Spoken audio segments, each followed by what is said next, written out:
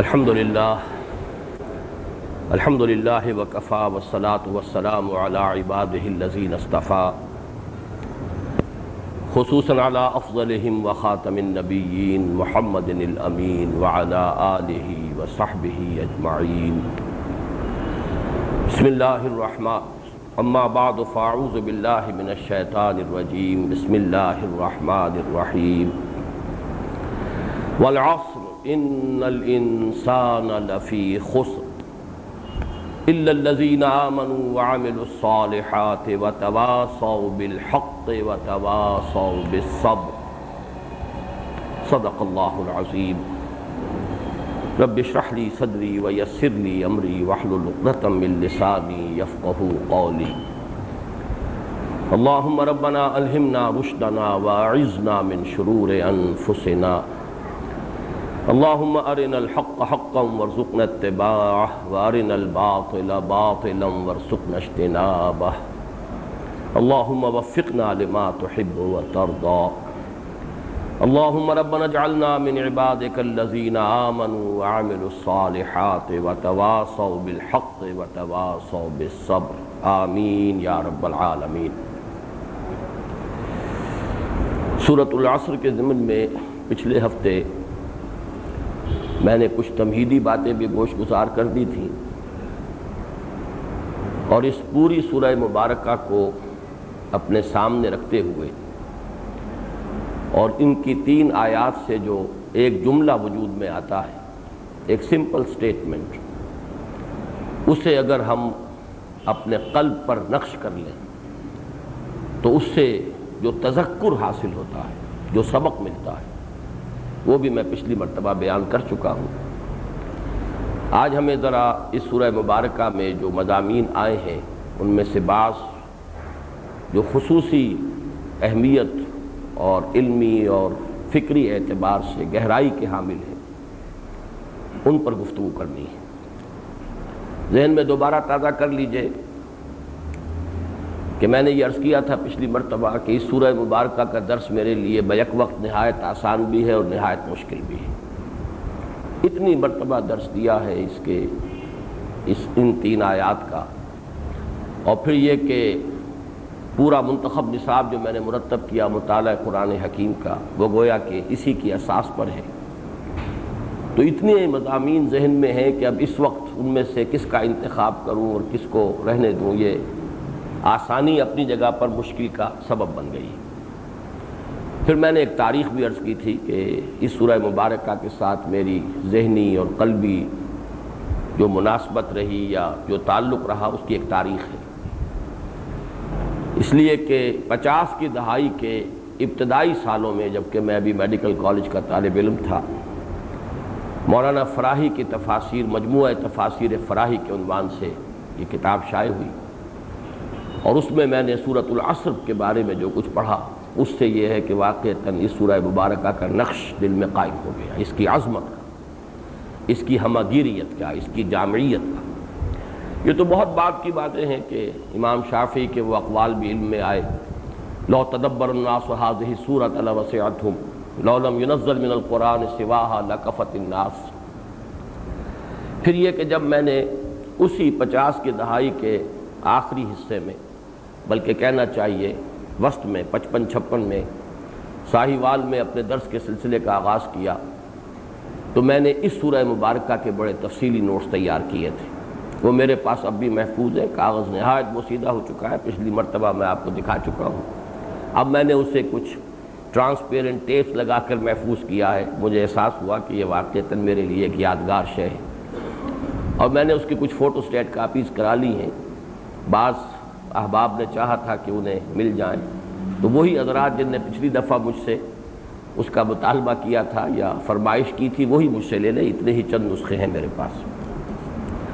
پھر جب سن 66 میں بلکہ 65 میں لاہور منتقل ہوا ہوں، اور میں نے اپنی اس دینی جد و جہد کا آغاز کیا جس کے نتائج میں مرکزی انجمن خدام القرآن کا قیام بھی شامل ہے، قرآن اکیڈمی کی یہ تاسیس اور تعمیر، پھر قرآن کالج، یہ سب اسی جد و جہد کے ثمرات ہیں. تو میں نے اس وقت بھی جب میں نے میثاق کی ادارت سنبھالی ہے تو ابتدا میں جو چند چیزیں میں نے لکھی ان میں یہ سورۃ العصر پر میرا ایک مضمون جو مجھے آج بھی بہت عزیز ہے۔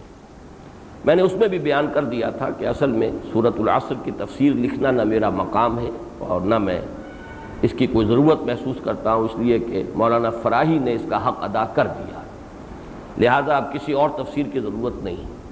بہرحال کچھ تاثرات تھے میرے قلبی تاثرات اور واردات قلبی، ان کو میں نے قلم بند کیا، اور جیسے کہ میں پچھلی مرتبہ عرض کر چکا ہوں مجھے وہ اپنی بڑی ہی عزیز تحریروں میں وہ شامل ہے جو مجھے بہت پسند ہے۔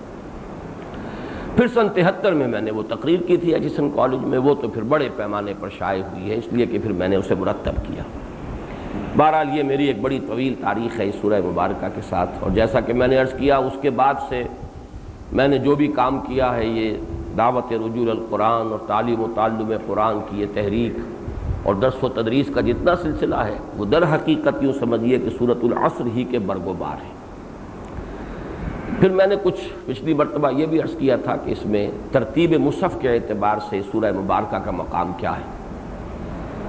6 سورتیں مل کر یہاں گویا کہ ایک انذار کے گروپ کی شکل اختیار کرتی ہیں۔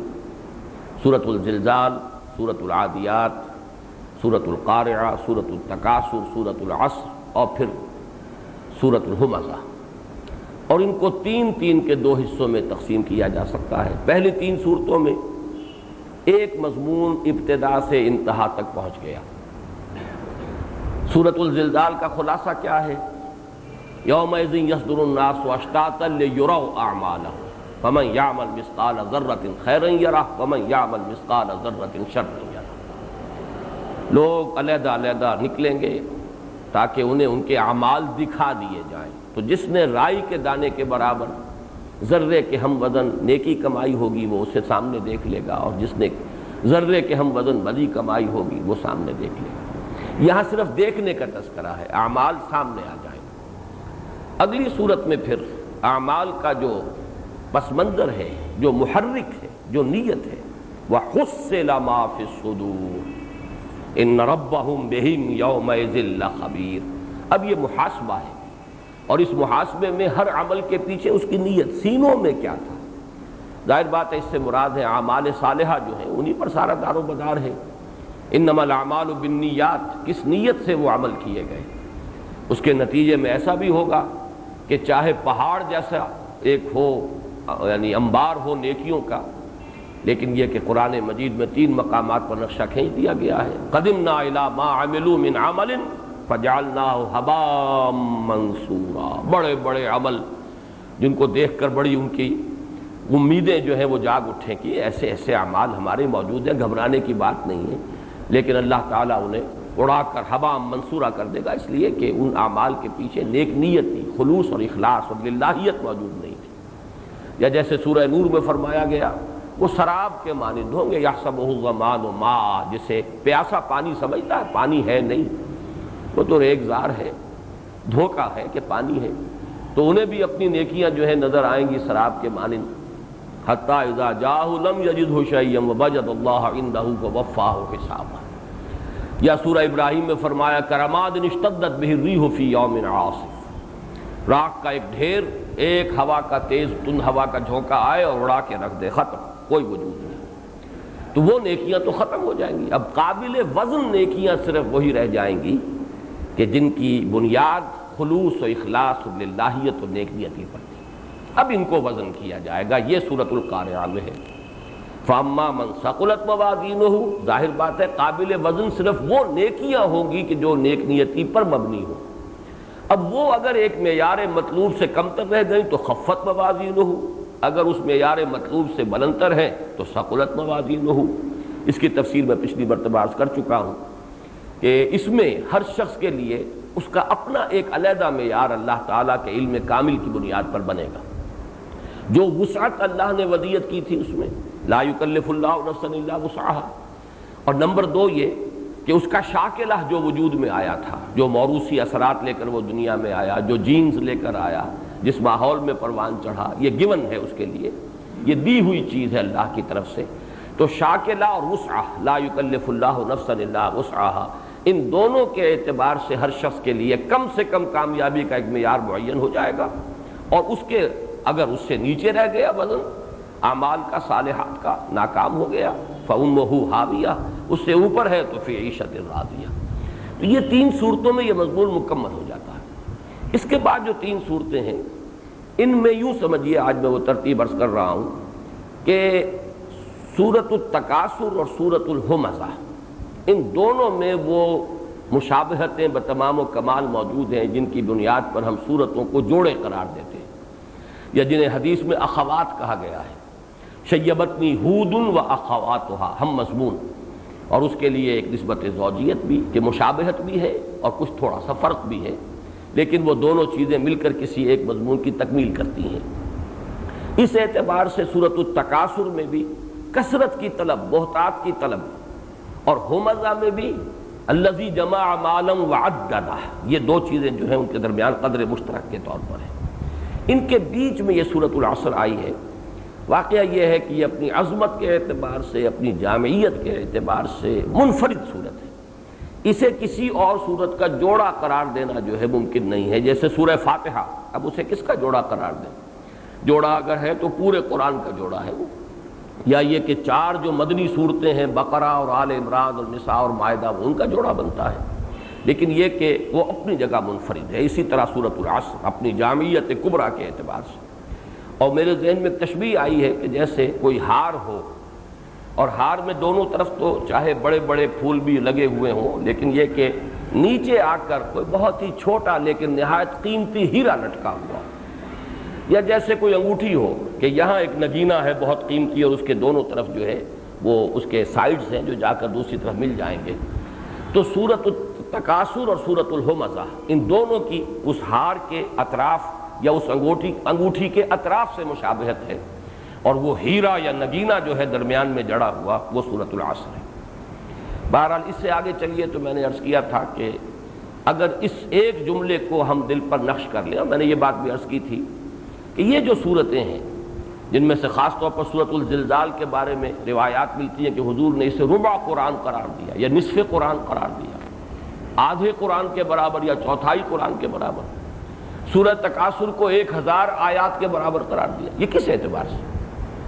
ان میں ایک تاثیر ہے خاص، وہ تاثیر جو ہے اگر آپ کوئی لغوی بحثوں میں پڑ جائیں اور کوئی نحوی اشکالات حل کرنے لگ جائیں اور علمی نکات نکالنے لگیں تو وہ چیزیں علم کا تو اضافہ، علم میں تو اضافے کا ذریعہ بن جاتی ہیں، لیکن تاثیر جو ہے جس کو قرآن کی اصطلاح میں تذکر بالقرآن کہا جائے گا، وَلَقَدْ يَسَّرْنَا الْقُرْآنَ لِلذِّكْرِ فَهَلْ مِن مُدَّكِرٍ، ہم نے تذکر کے لیے، سبق آموزی کے لیے، نصیحت حاصل کرنے کے لیے، رہنمائی اخذ کرنے کے لیے قرآن کو نہایت آسان بنایا ہے۔ وَلَقَدْ يَسَّرْنَا الْقُرْآنَ لِلذِّكْرِ، تدبر کے اعتبار سے یہ نہایت مشکل کتاب ہے، اس کی گہرائی تک پہنچنا کسی کے لیے ممکن نہیں، یہ بحر ناپیدا کنار ہے۔ جیسا کہ میں بارہا عرض کر چکا ہوں کہ ہم کہیں کسی کی مدح کرنے میں کہہ دیتے ہیں الفاظ غیر محتاط استعمال کر بیٹھتے ہیں کسی کی تعریف میں کہ اسے قرآن پر بڑا عبور حاصل ہے، اور میرے نزدیک یہ قرآن کی توہین ہے، اس لیے کہ عبور کے معنی ہے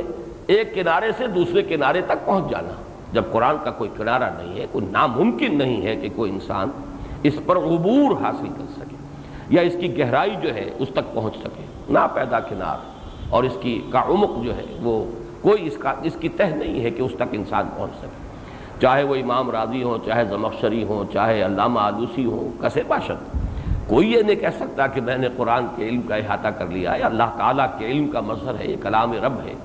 اس اعتبار سے تدبر کے پہلو سے قرآن مشکل ترین کتاب، تذکر کے اعتبار سے آسان ترین کتاب، اور تذکر کے لیے یہ ہے کہ یہ جو زیادہ پیچیدہ مسائل ہیں جس کو آپ کہتے ہیں ہندی کی چندی نکالنا، یہ در حقیقت تذکر کے اعتبار سے تو یہ بلکہ ایک مضر پہلو بن جاتا ہے۔ وہ تو یہ ہے کہ اس جملے کو سامنے رکھیے، وَالْعَصْرِ إِنَّ الْإِنسَانَ لَفِي خُسْرٍ إِلَّا الَّذِينَ آمَنُوا وَعَمِلُوا الصَّالِحَاتِ وَتَوَاصَوْا بِالْحَقِّ وَتَوَاصَوْا بِالصَّبْرِ۔ تو جیسا میں پچھلی مرتبہ عرض کر چکا ہوں، جس شخص کے دل میں ذرا رمق بھی ہوگی ایمان کی اور اس کو خیال ہوگا کہ اللہ کا کلام، کانپ جائے گا وہ کہ کس اہتمام سے، کتنی تاکید سے، کس شد و بد سے اللہ تعالیٰ فرما رہا ہے۔ تمام انسان خسارے میں ہیں، گھاٹے میں، ٹوٹے میں ہیں، بربادی میں ہیں، استثناء ہے ان کا کہ جو کامیاب ہوں گے، مستثنیٰ ہیں وہ لوگ لیکن اس کی شرطیں 4 ہیں۔ اس اعتبار سے میں عرض کر چکا ہوں کہ یہ انذار جو ہے میرے نزدیک قرآن حکیم میں اپنی انتہا کو پہنچا ہوا اس سورہ مبارکہ میں، اس لیے کہ یہاں پر عمل صالح کے جو ثقیل تر جو پہلو ہیں، زیادہ مشکل، تواصی بالحق، تواصی بالصبر، ان کو بھی کھول کر رکھ دیا گیا ہے۔ جب تک یہ چاروں منزلیں سر نہیں کرو گے کامیابی کی امید نہ رکھو، اور یہ ہے وہ چیز کہ جس سے انسان کانپ اٹھتا ہے۔ میں نے جو امام راضی کا جملہ سنایا تھا کہ هذه الآیۃ فیہا وعید شدید لأن اللہ تعالی حکم بالخسار علی جمیع الناس الا من کان آتیا بهذه الاشیاء الاربعۃ وہی الایمان والعمل الصالح والتواصی بالحق والتواصی بالصبر ودل ذلك ان النجاة معلقۃ بمجموع هذه الاشیاء۔ اب یہ وہ چیز ہے کہ جو لرزہ دینے والی ہے، کب انسان کے اوپر لرزہ طاری کر دینے والی ہے۔ چمی گویم مسلمانم بلرزم کہ دانم مشکلات لائے گا۔ انسان اپنے باطن میں جھانکے اور اپنا جائزہ لے کہ اس معیار پر میں کچھ پورا اتر رہا ہوں یا نہیں۔ تو یہ در حقیقت جو انذار ہے، اور سورۃ التین کا جو میں نے اس کا تقابلی مطالعہ آپ کے سامنے پیش کیا تھا اور اپنی اسی تحریر کو پڑھ کر سنایا تھا، اس سے یہ بات میں سمجھتا ہوں کہ بالکل واضح ہو گئی کہ انذار کے اعتبار سے یہ پورا گروپ انذار کا ہے، لیکن انذار اپنے کلائمیکس کو، نقطہ عروج کو پہنچ گیا اس سورہ مبارکہ۔ اب آئیے ہم آگے چل رہے ہیں، اس کے بعض پہلو کے جو قدرے ہم کچھ گہرائی میں جا کر غور کریں۔ سب سے پہلے لفظ عصر، اس لفظ پر اگرچہ ہمارے ہاں سلف میں بھی مختلف اقوال ہیں کہ اس سے مراد کیا ہے۔ یہ بھی ہے کہ عصر کی نماز جو کہ صلاۃ وسطیٰ ہے، اہمیت کے اعتبار سے یہاں اللہ نے اس کی قسم کھائی ہے، قسم ہے عصر کے نماز کی۔ یہ عصر کا وقت خاص طور پر اس اعتبار سے اس کے اندر ایک بڑی مناسبت ہے کہ عصر کا وقت وہ ہوتا تھا، آج کل تو خیر رات بہت دیر میں شروع ہوتی ہے، 12 بجے جا کر کہیں رات شروع ہوتی ہے، لیکن یہ کہ عصر کے وقت ایک ہلچل سی مچ جایا کرتی تھی کہ ہر شخص جلد از جلد گھر پہنچنے کی فکر کرتا تھا۔ سورج غروب ہوا اور رات شروع ہو گئی، اور اسی طریقے سے وہ جو ایک کھلبلی سی مچتی تھی عصر کے وقت کہ اب جلد از جلد آدمی جو ہے، مجھے وہ شعر یاد آ گئے اقبال کے، بڑے پیارے اشعار ہیں کہ بئیں پیری رہے یسرب گرفتم نواخواں سرور عاشقانہ چواں مرغے کے در صحرا سرے شام کہ شاید پر بے فکر آشیانہ۔ پرندے بھی جو ہے پھر اس وقت اپنے آشیانوں کی طرف لوٹنے کی فکر کرتے ہیں، لوگ بھی چاہتے ہیں، دکاندار دکانیں بڑھانے کی فکر کرتے ہیں۔ تو وہ جو ایک کھلبلی اور ایک ہلچل مچتی ہے عصر کے وقت کہ دن جو ہے ختم ہو گیا، اب رات آیا چاہتی ہے۔ اور آپ کو معلوم ہے اس حدیث کے اندر جو خطبہ نبوی ہے اس میں حضور نے موت کو نیند سے مشابہ قرار دیا ہے۔ واللہ لتموتن کما تنامون ثم لتبعثن کما تستيقظون ثم لتحسبن بما تعملون ثم لتجزون بالاحسان احسانا وبالسوء سوءا وانها لجنۃ ابدا او لنار ابدا۔ تو یہ بھی ایک رائے ہے، لیکن یہ کہ اس کے ضمن میں اب چونکہ میں نے خاص طور پر آج پھر ذکر کیا ہے اور آج پھر ایک مرتبہ دوبارہ بھی ذکر آئے گا مولانا فراہی کا، تو یہ میں نے اس وقت دیکھا تھا کہ انہوں نے عصر اور دہر کے لفظ کا تقابل کیا، اور بڑی پیاری بات لیکن بہت اختصار کے ساتھ کہی ہے، جس کے اندر جو عمق اور جو گہرائی تھی وہ مجھ پر بعد میں منکشف ہوئی، اور وہ یہ کہ عربی زبان کے یہ 2 الفاظ دہر اور عصر، ان دونوں میں زمانے کا اور مکان و زمان کا جو ایک کمپلیکس ہے، دونوں کی طرف اشارہ ہے، دونوں کے اندر اسی کی طرف اشارہ ہے۔ البتہ دہر میں زمانے کا پھیلاؤ اور عصر میں زمانے کی تیز روی، اعصار کہتے ہیں جھکڑ، تیز ہوا، آندھی تیز آ رہی ہے، اعصار ہے۔ تو اس طریقے سے یہ زمانہ جو ہے جو تیزی سے گزر رہا ہے۔ انگریزی کی وہ نظم جس کا میں نے 12 حوالہ دیا، سام آف لائف، میٹرک میں پڑھی تھی، اس میں یہ زمانے کے ساتھ fleeting time, art is long and time is fleeting and our hearts though stout and brave still like muffled drums are beating funeral marches to the grave۔ یہ وقت دوڑ رہا ہے، بھاگ رہا ہے، اور ہم جو ہے اپنی غفلت میں سمجھ رہے ہیں کہ شاید زمانہ ٹھہرا ہوا ہے، کھڑا ہوا ہے، کام بہت ہے جو کرنا ہے اور وقت بھاگا جا رہا ہے، اور ہم اپنے دل کی ہر دھڑکن کے ساتھ قبر سے قریب تر ہو رہے ہیں۔ اور بڑی پیاری تشبیہ ہے اس میں کہ جیسے کسی جرنیل اور کسی بڑے فوجی افسر کا جنازہ لے کے جایا جاتا تھا اور وہ کسی گاڑی پر رکھا ہوا ہے، اور بیٹ آف دی ڈرم، اور مفل ڈرمز ہوتے تھے وہ، تاکہ آواز جو ہے وہ ذرا زیادہ تیز نہ ہو بلکہ وہ مدھم قسم کی آواز ہو، ڈل قسم کی آواز، مفل ڈرمز۔ اور اس کی ہر بیٹ کے ساتھ، اور وہ جنازہ آگے آگے سرک رہا ہے، قبر سے نزدیک ہو رہا ہے، اسی طرح یہ دل جو دھڑک رہا ہے تو دل کی ہر دھڑکن ہمیں اپنی قبر سے قریب کر رہی ہے. And our hearts though stout and brave. آج تو محسوس ہوتا ہے دل بڑا قوی ہے، مضبوط ہے، اور بڑی اس میں جرأت ہے اور ہمت ہے اور توانائی ہے، لیکن یہ کہ دل کی ہر حرکت تمہیں اپنی قبر سے قریب کر رہی ہے. اس اعتبار سے یہ عصر کے اندر جو ہے تیز روی، زمانے کی تیز روی. میں نے پھر سن 73 میں جو تقریر کی تھی ایچ ایس این کالج میں، پھر جب اسے میں ضبط تحریر میں لایا تو ذرا اس مسئلے کو میں نے زیادہ نمایاں کیا تھا. ظاہر بات ہے کہ مولانا فراہی کا انتقال ہو گیا ہے 37 میں، 11 نومبر 1930. میں آج ہی دیکھ رہا تھا ان کا سوانحی خاکہ مولانا اصلاحی صاحب نے لکھا ہے مجموعہ تفاسیر فراہی کے آغاز میں. تو یہ تاریخ، اور میں چونکا اس لیے کہ 11 نومبر ہی میرے والد مرحوم کے انتقال کا دن ہے. فرق 35 برس کا ہے، وہ 37 اور یہ 65، لیکن 11 نومبر مشترک ہے. بہرحال 37 تک ابھی آئنسٹائن کا نظریہ اضافیت جو ہے وہ معروف نہیں تھا، یہاں تک کہ علامہ اقبال بھی اسے سمجھ نہ پائے از خود، کیونکہ وہ بڑی ایک ٹیکنیکل چیز ہے. ہائر میتھمیٹکس، ریاضی جو ہے، اور وہ ہائر میتھمیٹکس جو بہت اونچا جا چکا ہے اب، اس کے فیلڈ کا مسئلہ ہے یہ نظریہ اضافیت، تھیوری آف ریلیٹیوٹی. اور اس ریلیٹیوٹی کے تھیوری کے حوالے سے چند باتیں سامنے آئیں، اور سب سے اہم بات یہ کہ آج کی ہماری یہ تمام ریاضی جو ہے، ہائر میتھمیٹکس، اس نے یہ ثابت کیا ہے کہ time is the 4th dimension of space. یہ گویا کہ زمان و مکان دو علیحدہ اینٹیٹیز نہیں ہیں. یہ ہمارا احساس ہے کہ ہمیں معلوم ہوتا زمان اور مکان تو یہ کائنات ہے، اس کی وسعتیں ہیں، اس کی پہنائیاں ہیں، جو بھی ہے یہ یونیورس ہے، یہ تو ہے مکان، اور زمانہ وہ ہے جو گزر رہا ہے. تو زمان و مکان، فلسفہ زمان و مکان اور حقیقت و ماہیت زمان جو ہے، یہ ہمارے ہاں بھی فلسفے کا بڑا مشکل ایک مضمون رہا ہے، اور اس کو سمجھنا آسان نہیں. لیکن یہ کہ آئنسٹائن سے جو ایرا شروع ہوا ہے، 1905 میں پہلی مرتبہ اس کا یہ نظریہ سامنے آیا، اور اب بھی یہ عام آدمی کے سمجھ میں آنے والی بات نہیں ہے، اس لیے کہ جب تک کہ وہ ساری ٹرمینالوجی اور بیسک ٹریننگ جو ہے میتھمیٹکس کے اندر نہ ہو، وہ ان باتوں کا سمجھنا آسان نہیں. میں نے آج بھی ایک پروفیسر صاحب جو ہیں ریاضی کے جامعہ پنجاب میں، ان سے گفتگو کر کے میں نے یہ معلوم کیا کہ آیا اس نظریے میں کوئی تبدیلی اس کے بعد تو نہیں ہوئی. انہوں نے کہا کہ نہیں، یہ تو بالکل اس طرح سے مانا جا رہا ہے کہ جیسے کوئی واقعہ ہو، کوئی حقیقت ہو. اس کو نظریہ کہنا جو ہے وہ بھی گویا کہ درست نہیں ہے، اس لفظ کا صحیح اطلاق نہیں ہے. اس کے نتیجے میں ایک بات سامنے آتی ہے، اور وہ یہ ہے کہ یہ جو 4th ڈائمینشن ہے، time is the 4th dimension of space, اور اس کی ریپرزنٹیشن ہوتی ہے بالکل ایک ایسے خط کے ذریعے سے جو بقیہ تینوں جو ابعاد ہیں 3 ڈائمینشنز ان کے ساتھ پرپینڈیکولر ہے، زاویہ قائمہ بناتا ہے، جو ان امیجنیبل ہے، ناممکن، انسان تصور نہیں کر سکتا. اب دیکھیے یہ جو ہال ہے، اس کی ایک لمبائی ہے، یہ خط چلا آ رہا ہے ادھر، یہ چوڑائی ہے، یہ خط نیچے چلا آ رہا ہے، ایک اس کی اونچائی ہے، یہ اس کا کونا ہے، یہ ایک تیسرا خط ہے. یہ تینوں خط جا کر جہاں ملے ہیں، یہ تینوں خط ایک دوسرے پر زاویہ قائمہ بنا رہے ہیں تینوں. لیکن چوتھے خط کا آپ تصور نہیں کر سکتے کہ جو اسی پوائنٹ پر آ کر ملے اور وہ ان تینوں کے ساتھ زاویہ قائمہ بنائے.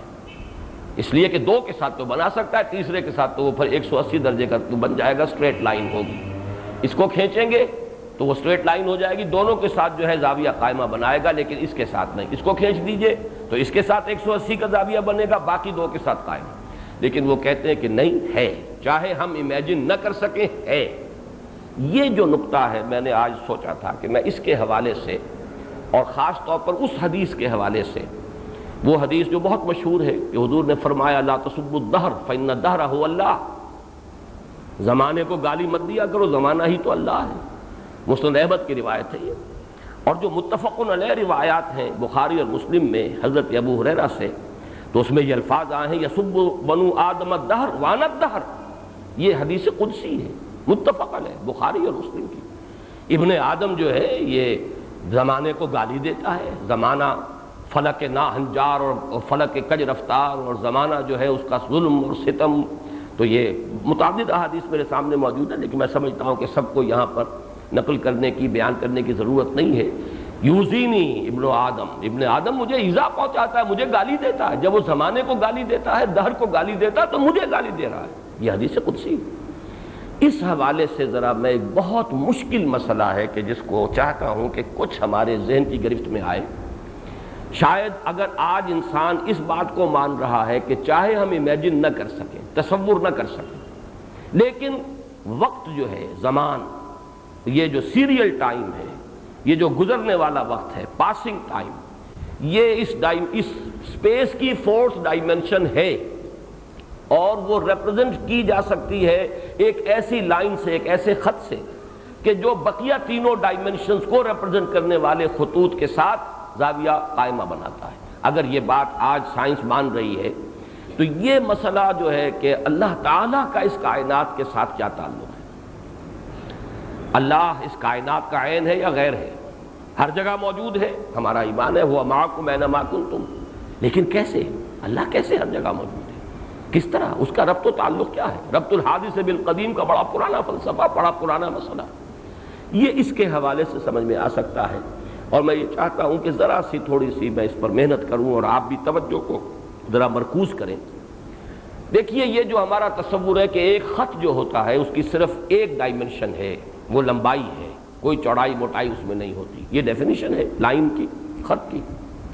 لیکن جب دوسرا خط آ گیا عرض میں، ان سے اب یہ دو طول دو عرض سے ایک سرفیس وجود میں آ گئی، سطح۔ اس سطح کا آپ غور کیجئے کہ جو طول کی لائن ہے اس کے ہر نقطے پر یہ عرض بھی موجود ہے، ہر نقطے پر، پورے، چونکہ اس سرفیس کا معاملہ ہے، عرض کے ہر نقطے پر یہ طول بھی موجود ہے۔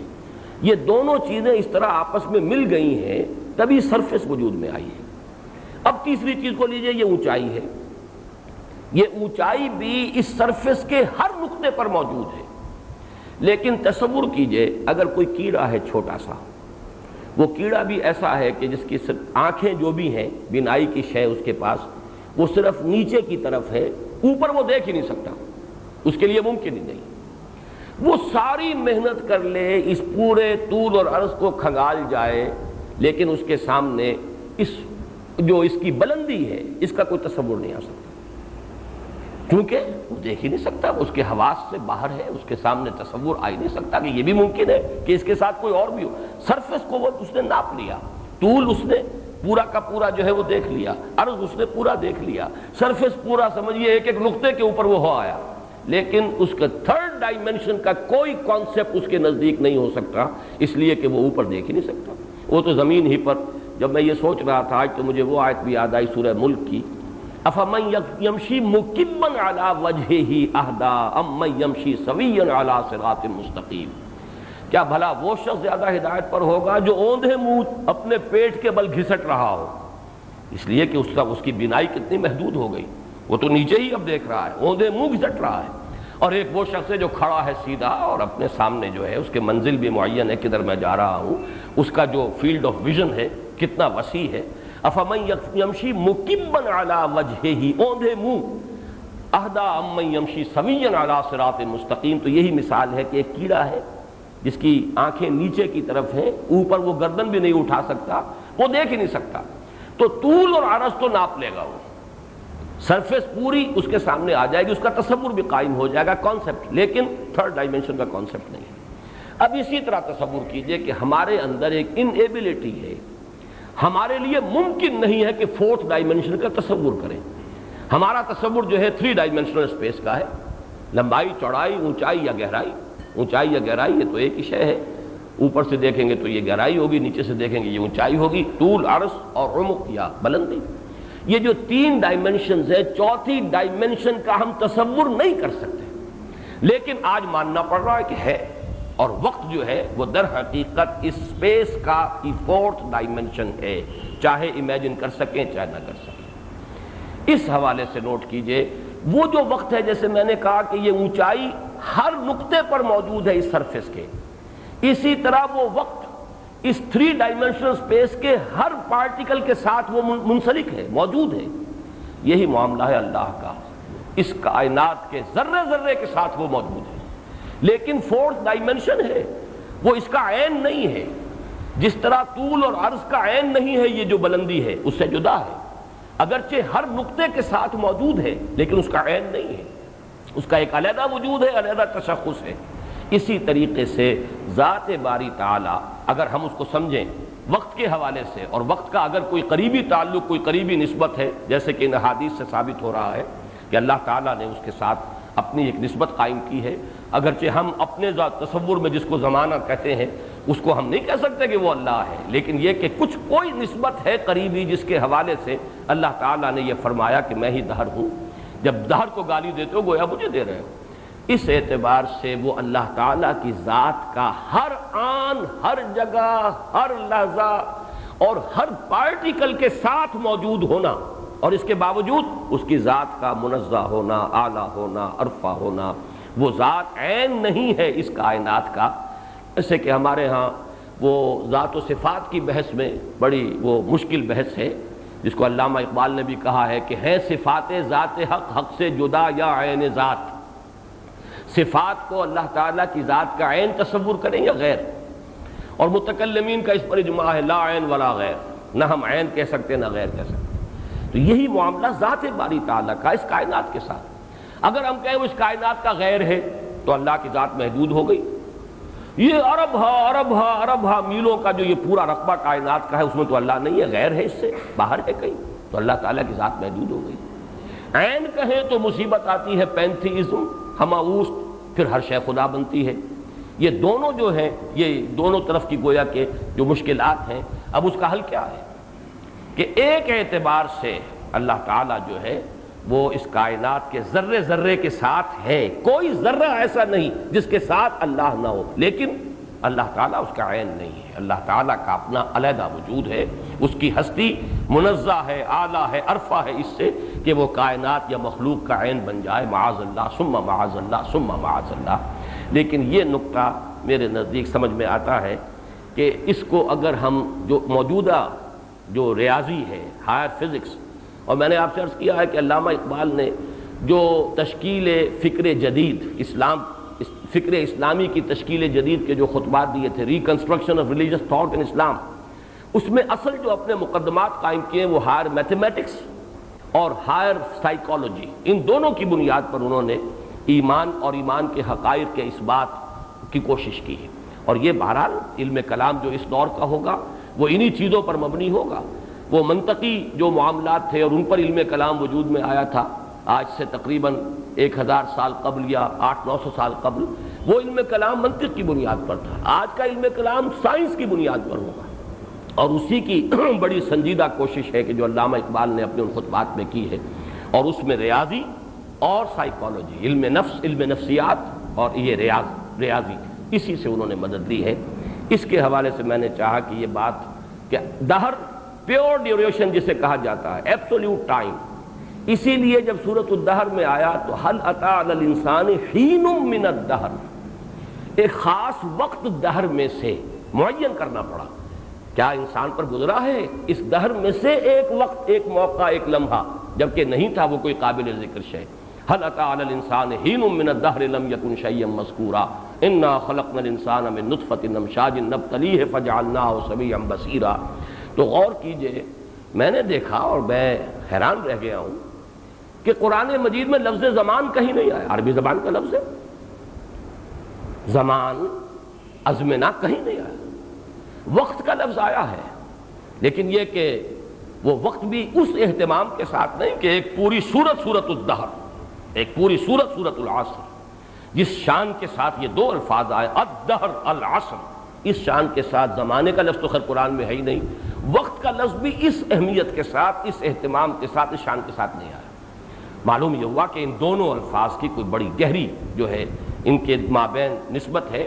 اور یہیں وہ چیز بھی نوٹ کر لی جو میں نے پچھلی مرتبہ بھی جس کی طرف اشارہ کیا تھا، یہ 5 نہیں بلکہ 6 صورتیں بنتی ہیں اس آخری گروپ میں کہ جن میں انسان کسی نہ کسی اعتبار سے لفظ انسان آیا ہے مرکزی مضمون کے پہلو سے۔ سورۃ الدہر کا دوسرا نام سورۃ الانسان ہے، سورۃ الانسان، سورۃ الدہر۔ حل اتی علی الانسان حین من الدہر لم یکن شیئا مذکورا انا خلقنا الانسان من نطفۃ امشاج نبتلیہ فجعلناہ سمیعا بصیرا۔ میں نے دو دو جوڑے پچھلی مرتبہ گنوا دیے تھے. سورہ انفطار یا ایھا الانسان ما غرک بربک الکریم. سورہ انشقاق یا ایھا الانسان انک کادح الی ربک کدحا فملاقیہ. یہاں یا ایھا الانسان کے حوالے سے دو بڑی عظیم حقیقتیں جو ہے ان دو صورتوں میں آئی. اور لقد خلقنا الانسان کے اعتبار سے بھی دو صورتیں. لقد خلقنا الانسان فی کبد لا اقسم بہذا البلد وانت حل بہذا البلد ووالد وما ولد. 3 آیات اور اس کے بعد مقسم علیہ لقد خلقنا الانسان فی کبد. اس طرح سورۃ 3 میں لقد خلقنا الانسان فی احسن تقویم. وہی 3 آیتیں والتین والزیتون وطور سینین وہذا البلد الامین لقد خلقنا الانسان فی احسن تقویم. 4 صورتیں یہ. آخری سورۃ العصر ہے ان الانسان لفی خسر اور هل اتى علی الانسان حین من الدہر لم یکن شیئا مذکورا. ان دو صورتوں میں جو بہت ہی قریبی مشابہت پیدا ہوئی وہ لفظ دہر اور لفظ عصر سے. بہرحال یہ جو آئنسٹائن کا ایرا ہے فزکس کا ایک بالکل نیا دور ہے. یہ اس سے پہلے کے دور کو نیوٹونین ایرا کہا جاتا ہے. سر سید مرحوم اس نیوٹونین ایرا میں تھے. اس وقت فزکس کے کچھ مقدمات تھے جنہیں سمجھا جاتا تھا کہ یہ تو بالکل قطعی ہیں، یقینی ہیں. میٹر اور انرجی 2 علیحدہ چیزیں تھیں. Matter was indestructible. وہ تمام چیزیں میٹیریلزم جو ہے وہ در حقیقت سارا نیوٹونین فزکس کے اوپر بیسڈ ہے. ورنہ آئنسٹائن کا ایرا جو ہے اس میں تو میٹر کا وجود ہی نہیں رہا. میٹر تو کوئی شے ہے ہی نہیں. انرجی ہی انرجی ہے. اسی کے یہ پارٹیکلز ہیں، انرجی کے پارٹیکلز ہیں. انہی کی خاص جو ہے شیپ ارینجمنٹ اس سے مختلف جو ہے یہ ایٹمز وجود میں آئے ہیں اور انہی سے پھر یہ مالیکیول اور اس سے آگے یہ سارا معاملہ جو ہے تو ہے ہی صرف انرجی. میٹر تو کسی شے کا نام ہی نہیں. میٹر تو تحلیل ہو چکا ہے، ختم ہو چکا ہے. تو اصل میں ہمارے ہاں بھی بعض لوگ جو ہیں وہ اس دور میں بھی اسی انداز کی باتیں کر رہے ہیں جیسے کبھی سر سید احمد خان نے کی تھی. ان کی مجبوری تھی، معذوری تھی. وہ اس دور سے متعلق تھے جبکہ ابھی جو سائنس جو ہے وہ نیوٹونین ایرا میں تھی اور وہاں پہ وہ چیزیں بڑی قطعی اور یقینی اور حتمی. اور اب تو سائنس جو ہے میں نے کہیں لکھا بھی ہے کہ واقعہ یہ کہ وہ سائنس کا وہ تصوف زیادہ بن گئی ہے. وہ تو اس طریقے سے تحلیل ہو گیا میٹر کا تو کوئی وجود ہی نہیں. تو میٹیریلزم کس سے کا نام ہے؟ وہ تو صرف انرجی اور کچھ بھی نہیں. اور انرجی کی بھی 4 جو ہے بنیادی قسمیں معین ہوئی تھی، اب کم ہوتی جا رہی ہیں. ہوتے ہوتے 3 ہوئی. 3 میں پھر ایک اور کی کمی ہوئی ہے. اور یہ جو نوبل پرائز ملا تھا جن میں وہ عبدالسلام جو قادیانی ہے وہ بھی ان کو آدھا شیئر ملا تھا، وہ یہی ہے کہ ابھی سائنس ادھر جا رہی ہے کہ بنیادی جو فارمز ہیں انرجی کی وہ بھی متعدد نہیں ہے، توحید کی طرف جا رہی. کم ہوتے ہوتے وہ ایک ہی وحدت رہ جائے گی. چاہے اسے دنیا کبھی کہتی تھی کہ مادہ ہے اصل اس کائنات کی، حقیقت میں تو انرجی ہے. اور انرجی بھی ایک ہی کوئی انرجی ہے جس کی مختلف فارم ہے. وہ گریویٹی ہو، وہ میگنیٹک ہو، وہ اور مختلف شکل کے جو انرجیز ہیں ان کی بھی اب جو ہے تعدد ان کا ختم ہوتا چلا جا رہا ہے. بہرحال اتنی باتیں تو مجھے عرض کرنی تھی لفظ عصر کے حوالے سے. اور میں نے یہ 4th ڈائمنشن جو ہے اس کے حوالے سے میں نے کوشش کی ہے کہ سمجھاؤں کہ اللہ تعالیٰ کی ذات کا اس کائنات کے ساتھ جو تعلق ہے علیحدہ بھی ہے اور ہر آن ہر شے ہر ذرے کے ساتھ بھی ہے. اس کا تعلق جو ہے بالکل جس طریقے سے اس اونچائی کا تعلق اس سرفیس کے ہر نقطے کے ساتھ ہے اور جس طریقے سے کہ ٹائم جو ہے اس کا تعلق جو ہے اس پوری سپیس کے اندر جو بھی نقطہ آئے گا اس کے ساتھ وقت جو ہے ایک 4th ڈائمنشن کی حیثیت سے ہے. اگر اس کو مانتا ہے انسان اپنی جو ریاضی کی جو ایکویشنز ہیں ان کا حساب کتاب جو جوڑتا ہے تو چاہے ذہن اس قابل نہیں ہے کہ تصور کر سکے لیکن مانتا ہے تو اسی طریقے سے ذات باری تعالیٰ کو ماننا اور یہ ماننا ہوا معکم اینما کنتم نحن اقرب الیہ من حبل الورید. وہ تو کوئی ذرہ بھی ایسا نہیں جہاں اللہ موجود نہ ہو، ساتھ اس کے موجود نہ ہو. البتہ وہ اس ذرے کا عین نہیں ہے. کائنات ایک علیحدہ شے ہے، اس کا اپنا تشخص ہے اور اللہ تعالیٰ کی ذات علیحدہ ہے. جیسے اونچائی ایک علیحدہ ڈائمنشن ہے اور اس سرفیس کے نقطے سے اگرچہ ہر نقطے کے ساتھ وہ موجود ہے لیکن یہ کہ وہ اس کا جز نہیں ہے، وہ اس کا عین نہیں ہے. واللہ اعلم. آگے چلیے. ان الانسان لفی خسر. میں یہ تفصیل سے بیان کر چکا ہوں پچھلی مرتبہ. اس میں انذار کتنا زور ہے. ایک تو یہ کہ جملہ اسمیہ زیادہ تاکید کا حامل ہوتا ہے، ایک یونیورسل ٹروتھ، جبکہ جملہ فعلیہ جو ہے اس میں زمانہ اور فعل مضارع ہو تو پھر اس کے اندر تو کئی طرح کے احتمالات موجود ہوتے ہیں. ماضی میں قطعیت ہوتی ہے لیکن مضارع میں تو قطعیت نہیں ہوتی، لیکن یہ کہ جملہ اسمیہ وہ یونیورسل ٹروث کی حیثیت سے ہوتا ہے۔ ان حرف تاکید، الانسان اس میں الف لام آ گیا، لام جنس، تمام انسان، لفی خسر، لام پھر تاکید کے لیے، خسرن نکرہ یہ تفخیم کے لیے، بہت بڑی ہلاکت میں ہے، بہت بڑے خسارے میں ہے، اور ہر انسان، تمام انسان خسارے میں ہے۔ استثناء ہے وہ جو چار شرطیں پوری کرے۔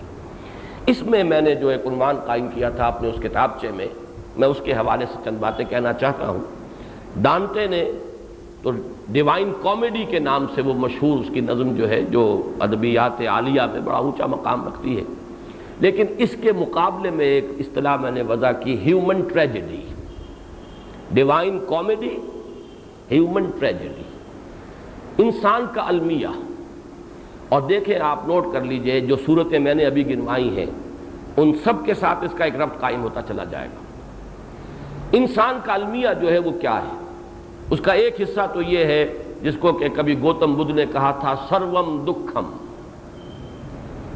دکھ ہی دکھ ہے، ہر جگہ دکھ ہے، تکلیف ہے، پین، سفرنگ، کرب، حزن، ہر ایک کا مقدر ہے۔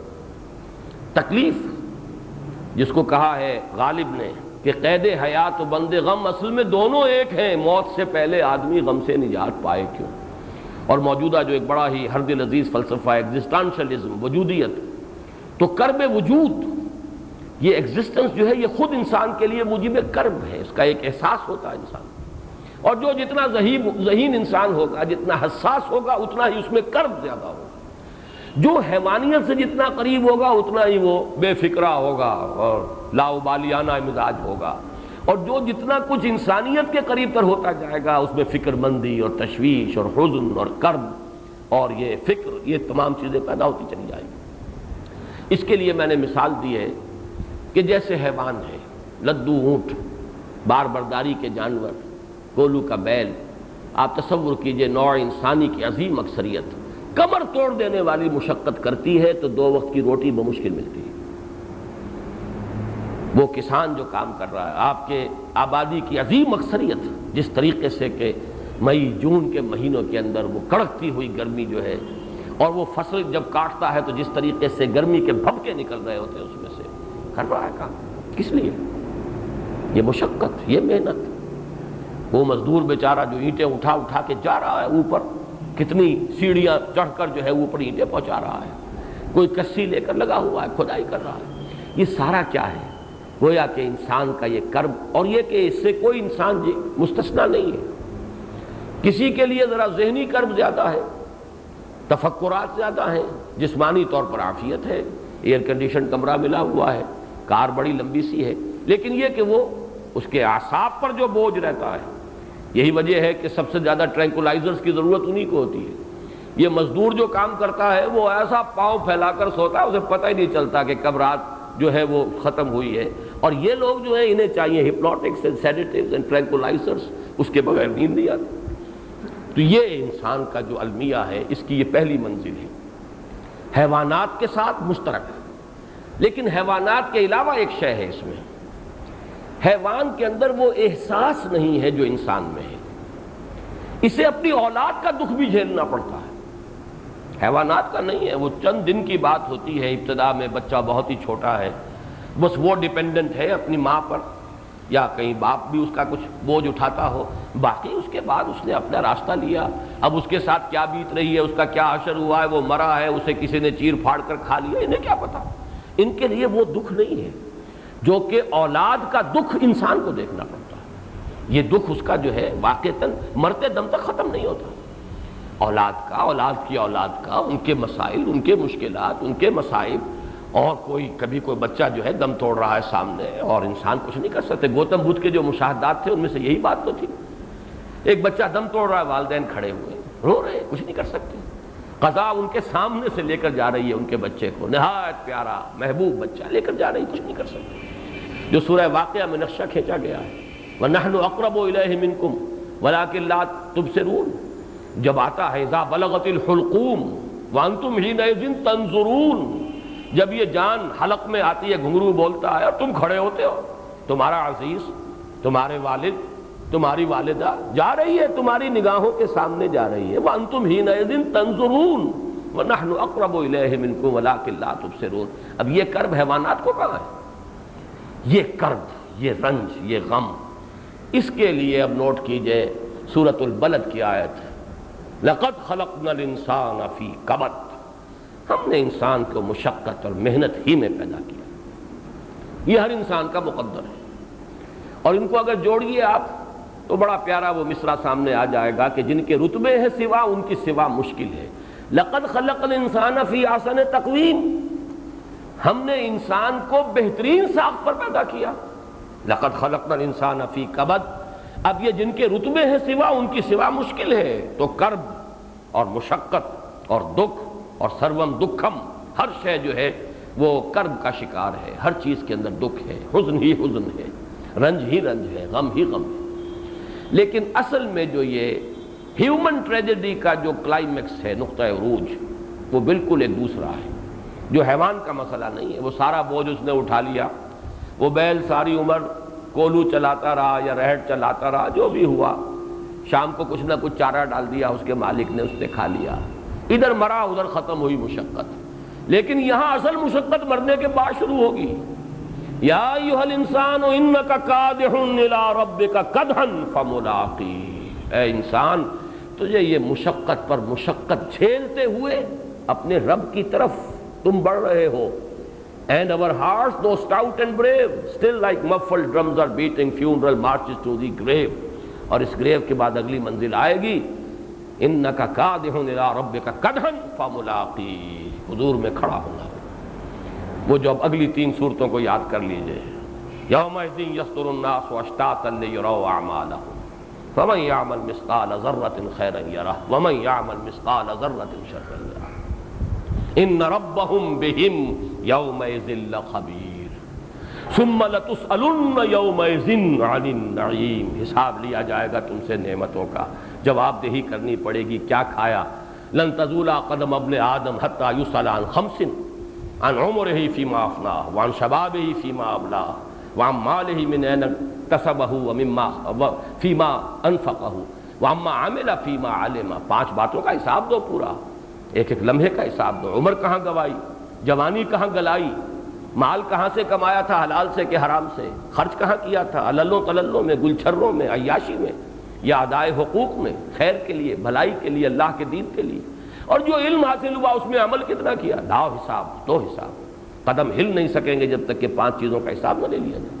یہ ہے اصل جو کلائمیکس ہے، ہیومن ٹریجڈی کا نقطہ عروج۔ یا ایھا الانسان انک کادح الی ربک کدحا فملاقیہ، اس لیے کہ پھر جو انجام ہونا ہے وہ تو وہی ہے۔ فاما من ثقلت موازینہ فہو فی عیشۃ راضیہ، وہ مستثنیٰ ہے۔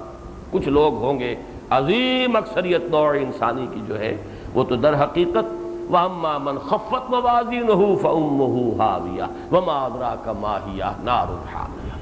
یہ ہے ان الانسان لفی خسر، یہ ہے وہ ہیومن ٹریجڈی، نوع انسانی کا عالمیہ۔ اور اس کے 3 مراحل نوٹ کر لیجئے۔ غالب کا شعر چونکہ پہلے میں نے سنایا، اس دوسرا جو آخری مرحلہ ہے ہیومن ٹریجڈی کا نقطہ عروج، اس کے لیے بھی بڑا پیارا شعر ہے اس کا۔ اب تو گھبرا کے یہ کہتے ہیں کہ مر جائیں گے، مر کے بھی چین نہ پایا تو کدھر جائیں گے۔ یعنی یہ کہ حیوان کی جو بھی ہے مشقت وہ موت پر ختم ہو گئی، اب کوئی جواب دہی نہیں، کوئی حساب کتاب نہیں۔ جیسے کہ حضرت ابوبکر رضی اللہ تعالیٰ عنہ فرمایا کرتے تھے کہ جی کیف کے عالم میں، ایک جذب کی کیفیت میں، کاش کہ میں گھاس کا تنکا ہوتا جو جلا دیا جاتا ہے آگ میں ڈال کر، ختم ہو جاتا ہے، اس کا کوئی حساب کتاب نہیں۔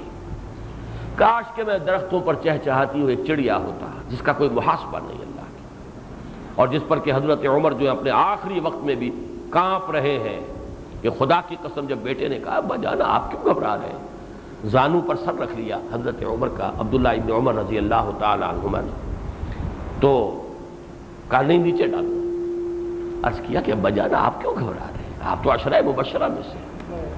تو کہتے ہیں خدا کی قسم اگر برابر سرابر پر چھوٹ جاؤں تو بہت بڑی کامیابی ہوگی۔ یہ احساس ہے، مرائے کاش کے مادر نہ زادے، انسان پکارے گا اس دن، کاش کہ میری ماں نے مجھے جنا نہ ہوتا، آج کا دن کا محاسبہ مجھے فیس نہ کرنا ہوتا۔ جیسے کہ آیا ہے، انسان کہے گا یا لیتنی کنت ترابا، کاش کہ میں مٹی ہوتا، یہ شرف انسانیت مجھے حاصل نہ ہوا ہوتا، کاش کہ میں مٹی ہوتا۔ بس فرق یہ ہے، یہ آج ہمارا احساس ہو جائے تو بیڑا پار ہو جائے گا، وہاں تو سب کی آنکھیں کھول ہی جائیں گی۔ یومئذ یتذکر الانسان وانیٰ لہ الذکریٰ، اس دن تو ہر ایک نصیحت حاصل کر لے گا، آنکھیں سب کی کھل جائیں گی۔ فبصرک الیوم حدید، سب کی نگاہیں بڑی تیز ہو جائیں گی، حقائق سارے منکشف ہو جائیں گے، لیکن اس روز کو یہ چیزوں کا فائدہ کیا؟ اب ان دونوں کے درمیان تعلق کو جوڑیے، وہ کیا ہے؟ عصر کی قسم، ان الانسان لفی خسر پر، اس میں بہت سی باتیں کہی گئیں، بڑی پیاری بات کہی گئی کہ جیسے کہ انسان کی زندگی کو تشبیہ دی گئی کہ جیسے برف پگھل رہا ہو، تو برف کا تاجر جو ہے اس کو تو گویا کہ کہا جائے گا جلدی کرو جلدی کرو جلدی کرو، یہ وقت جا رہا ہے، برف پگھل جائے گا، تمہارا راس المال ختم ہو جائے گا، ہوش میں آؤ، جلدی کرو معاملات کو، اس کو بیچ کر پیسے کھڑے کر دو۔ اسی طرح غافل تجھے گھڑی عالیہ دیتا ہے منادی، گردوں نے گھڑی عمر کی ایک اور گھٹا دی، ہوش میں آؤ۔ اور اس شعر کے حوالے سے یہ میں نے کوٹ کیا ہے اس میں اپنی کتابچے میں، اس کا خاص تعلق جو ہے، جو پہلی صورت ہے الہاکم التکاثر سے جڑتا ہے۔ غافل کیے رکھا تمہیں بہتات کی طلب نے حتی زرتم المقابر، غافل تجھے گھڑی عالیہ دیتا ہے منادی، یہ گزرتا ہوا وقت، by the token of the fleeting time, یہ زمانہ جو ہے پکار پکار کر کہہ رہا ہے ہوش میں آؤ جلدی کرو۔ الم یان للذین آمنوا ان تخشع قلوبہم لذکر اللہ وما نزل من الحق، کہاں تاخیر اور تعویق میں وقت گزارے جا رہے ہیں، ہوش میں آؤ، وقت کی قدر کرو۔ اس اعتبار سے بلکہ شاید بعد میں بھول جاؤں، یہ جس نظم کو میں اس وقت کوٹ کر رہا ہوں، سام آف لائف، آج میں نے سوچا تو اس کے آخری دو سٹینزا جو ہیں وہ چونکہ میٹرک کے زمانے میں پڑھی تھی، اور پھر ایک خاص موقع پر مجھے وہ بعد میں یاد آئی ہے، مولانا مودودی کے انتقال پر، جبکہ میں امریکہ میں تھا، شکاگو میں، مجھے اطلاع ملی بفلو میں ان کا انتقال ہوا تھا، تو میں ان کے جنازے میں شرکت کے لیے جا رہا تھا، ہوائی جہاز میں بیٹھے ہوئے یہ نظم مجھے یاد آئی۔ بہرحال وہ میں نے لکھا بھی، ایک مضمون کے اندر اس کی تفصیل موجود ہے، لیکن اس کے دو سٹینزا آخری جو ہیں وہ سورۃ التین کے مضامین جو ہیں ان سے بڑی گہری مشابہت ہے۔ سورۃ العصر کے ساتھ تو یہ stanza, art is long and time is fleeting and our hearts though stout and brave still like muffled drums are beating funeral marches to the grave۔ لیکن دو آخری سٹینزاز جو ہیں، جو میں نے عرض کیا ہے کہ والتین والزیتون وطور سینین، اس میں اشارہ کدھر ہے؟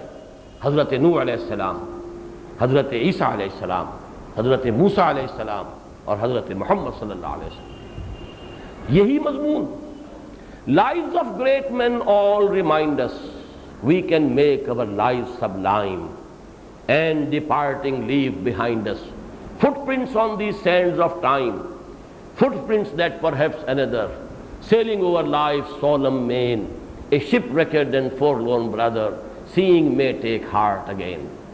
یہ عظیم شخصیتیں جو ہیں اس کے سامنے، انگریز شاعر کے سامنے کون سی شخصیات ہوں گی مجھے نہیں پتا، لیکن سورۃ التین نے بھی اشخاص ہی کو پیش کیا، حضرت نوح، حضرت عیسیٰ، حضرت موسیٰ، حضرت محمد صلی اللہ علیہ وسلم، ان کی شخصیتیں ہمیں ایک سبق دیتی ہیں۔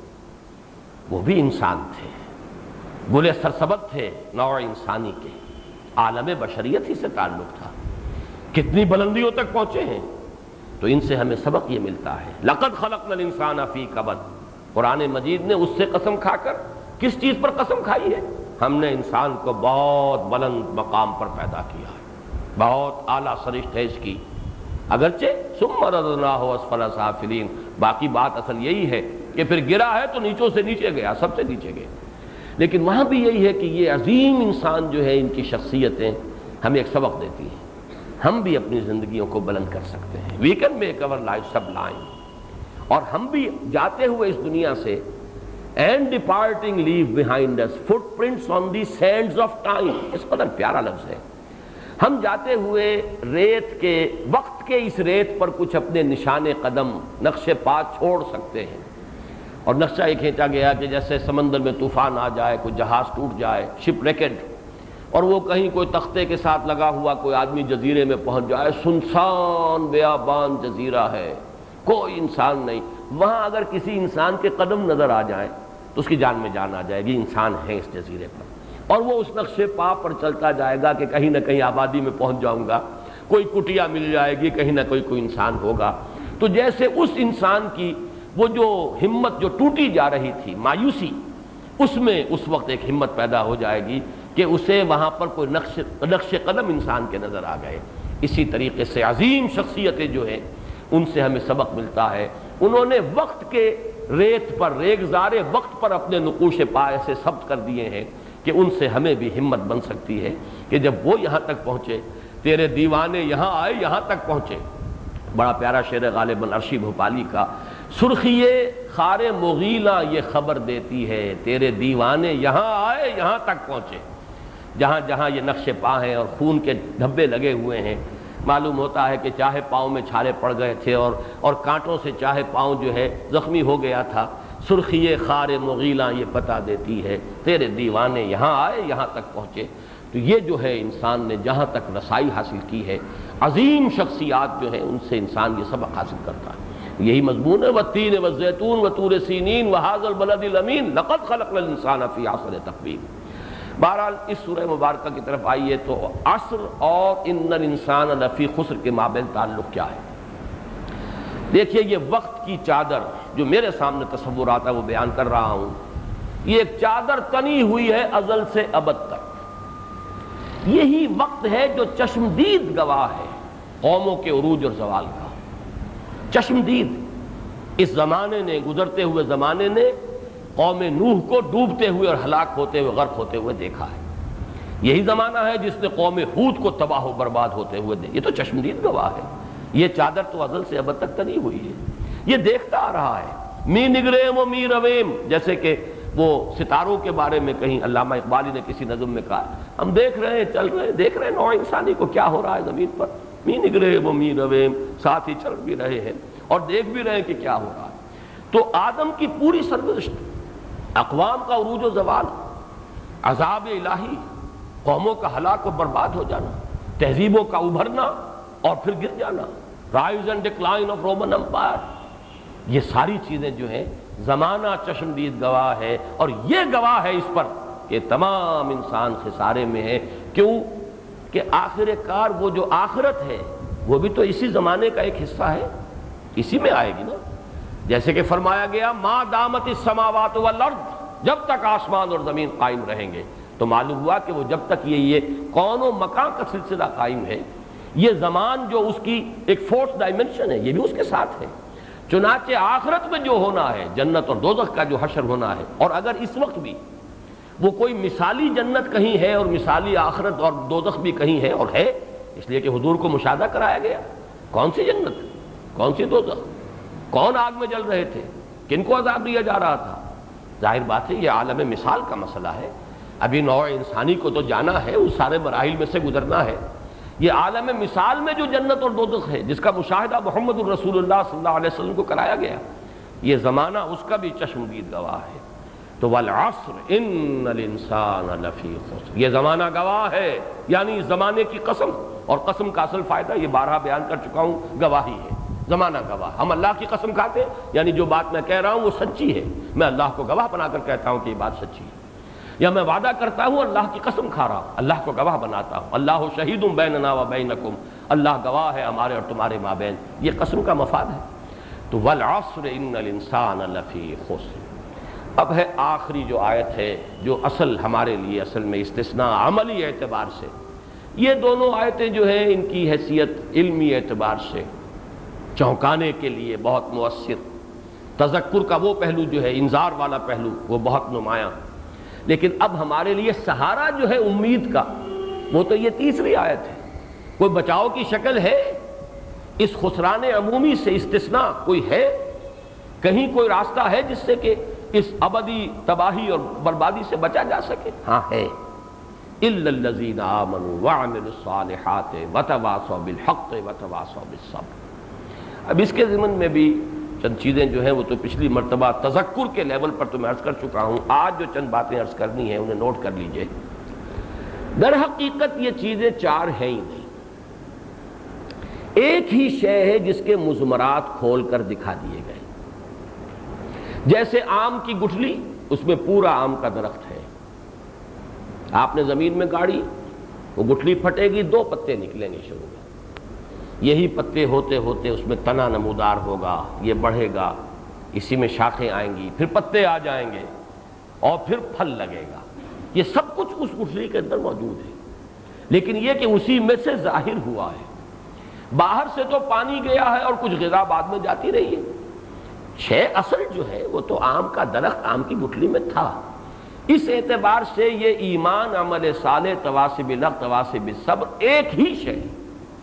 یہی وجہ ہے کہ قرآن کہیں انہیں صرف ایک لفظ کے حوالے سے بیان کرتا، اور ہمارے منتخب نصاب میں حصہ اول ہی میں جامع اسباق میں چوتھا سبق وہ ہے، ان الذين قالوا ربنا الله ثم استقاموا تتنزل عليهم الملائكة الا تخافوا ولا تحزنوا وابشروا بالجنة التي كنتم توعدون نحن اولياؤكم في الحياة الدنيا وفي الآخرة ولكم فيها ما تشتهي انفسكم ولكم فيها ما تدعون۔ اتنے مقامات بلند، یہ تو مقام ولایت ہے نا۔ الا ان اولیاء اللہ لا خوف علیہم ولا هم يحزنون، یہ تو شان ان کی ہے۔ اس مرتبہ ولایت پر فائز ہونے کی شرط کیا ہے؟ ان الذین قالوا ربنا اللہ ثم استقاموا، محض ایمان، لیکن ایمان پر استقامت، جم جانا۔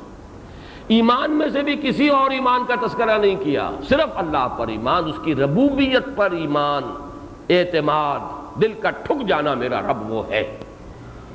یہ ایک شرط پوری ہو جائے، تتنزل علیہم الملائکۃ الا تخافوا ولا تحزنوا وابشروا بالجنہ، جو میں ابھی عرض کر چکا ہوں، معلوم ہوا محض ایمان پر بھی ہے۔ لیکن عام طور پر قرآن مجید جو ہے ایمان کے ساتھ عمل صالح کو ضرور ذکر کرتا ہے، تاکہ مغالطے میں لوگ مبتلا نہ ہو جائیں، محض ایمان کو نہ سمجھ لیں کہ وہ ذریعہ نجات بن جائے گا۔ حالانکہ محض ایمان اگر حقیقی ہے تو عمل اس کا جز ہے، اس گٹھلی میں سب کچھ موجود ہے۔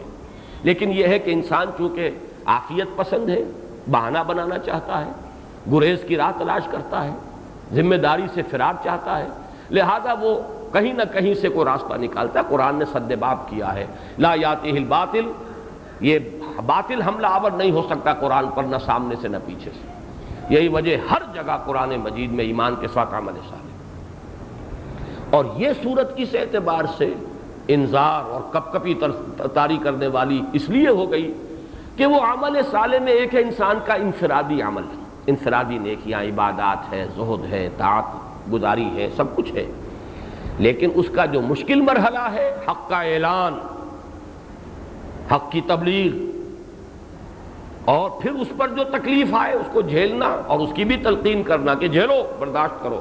ظاہر بات ہے کہ وہی تلقین کرے گا جو خود برداشت کر رہا ہو، ورنہ کوئی شخص نہیں کہے گا کہ تم صبر کرو اگر وہ خود صبر نہیں کر رہا۔ معلوم یہ ہوا کہ یہ چیزیں ایک ہی ہیں، لیکن یہ کہ در حقیقت اس کے مضمرات کو کھول دیا گیا ہے۔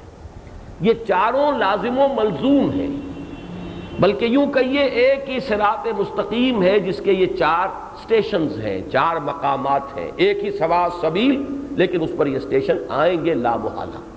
ایمان حقیقی ہے، عمل صالح لازماً پیدا ہوگا۔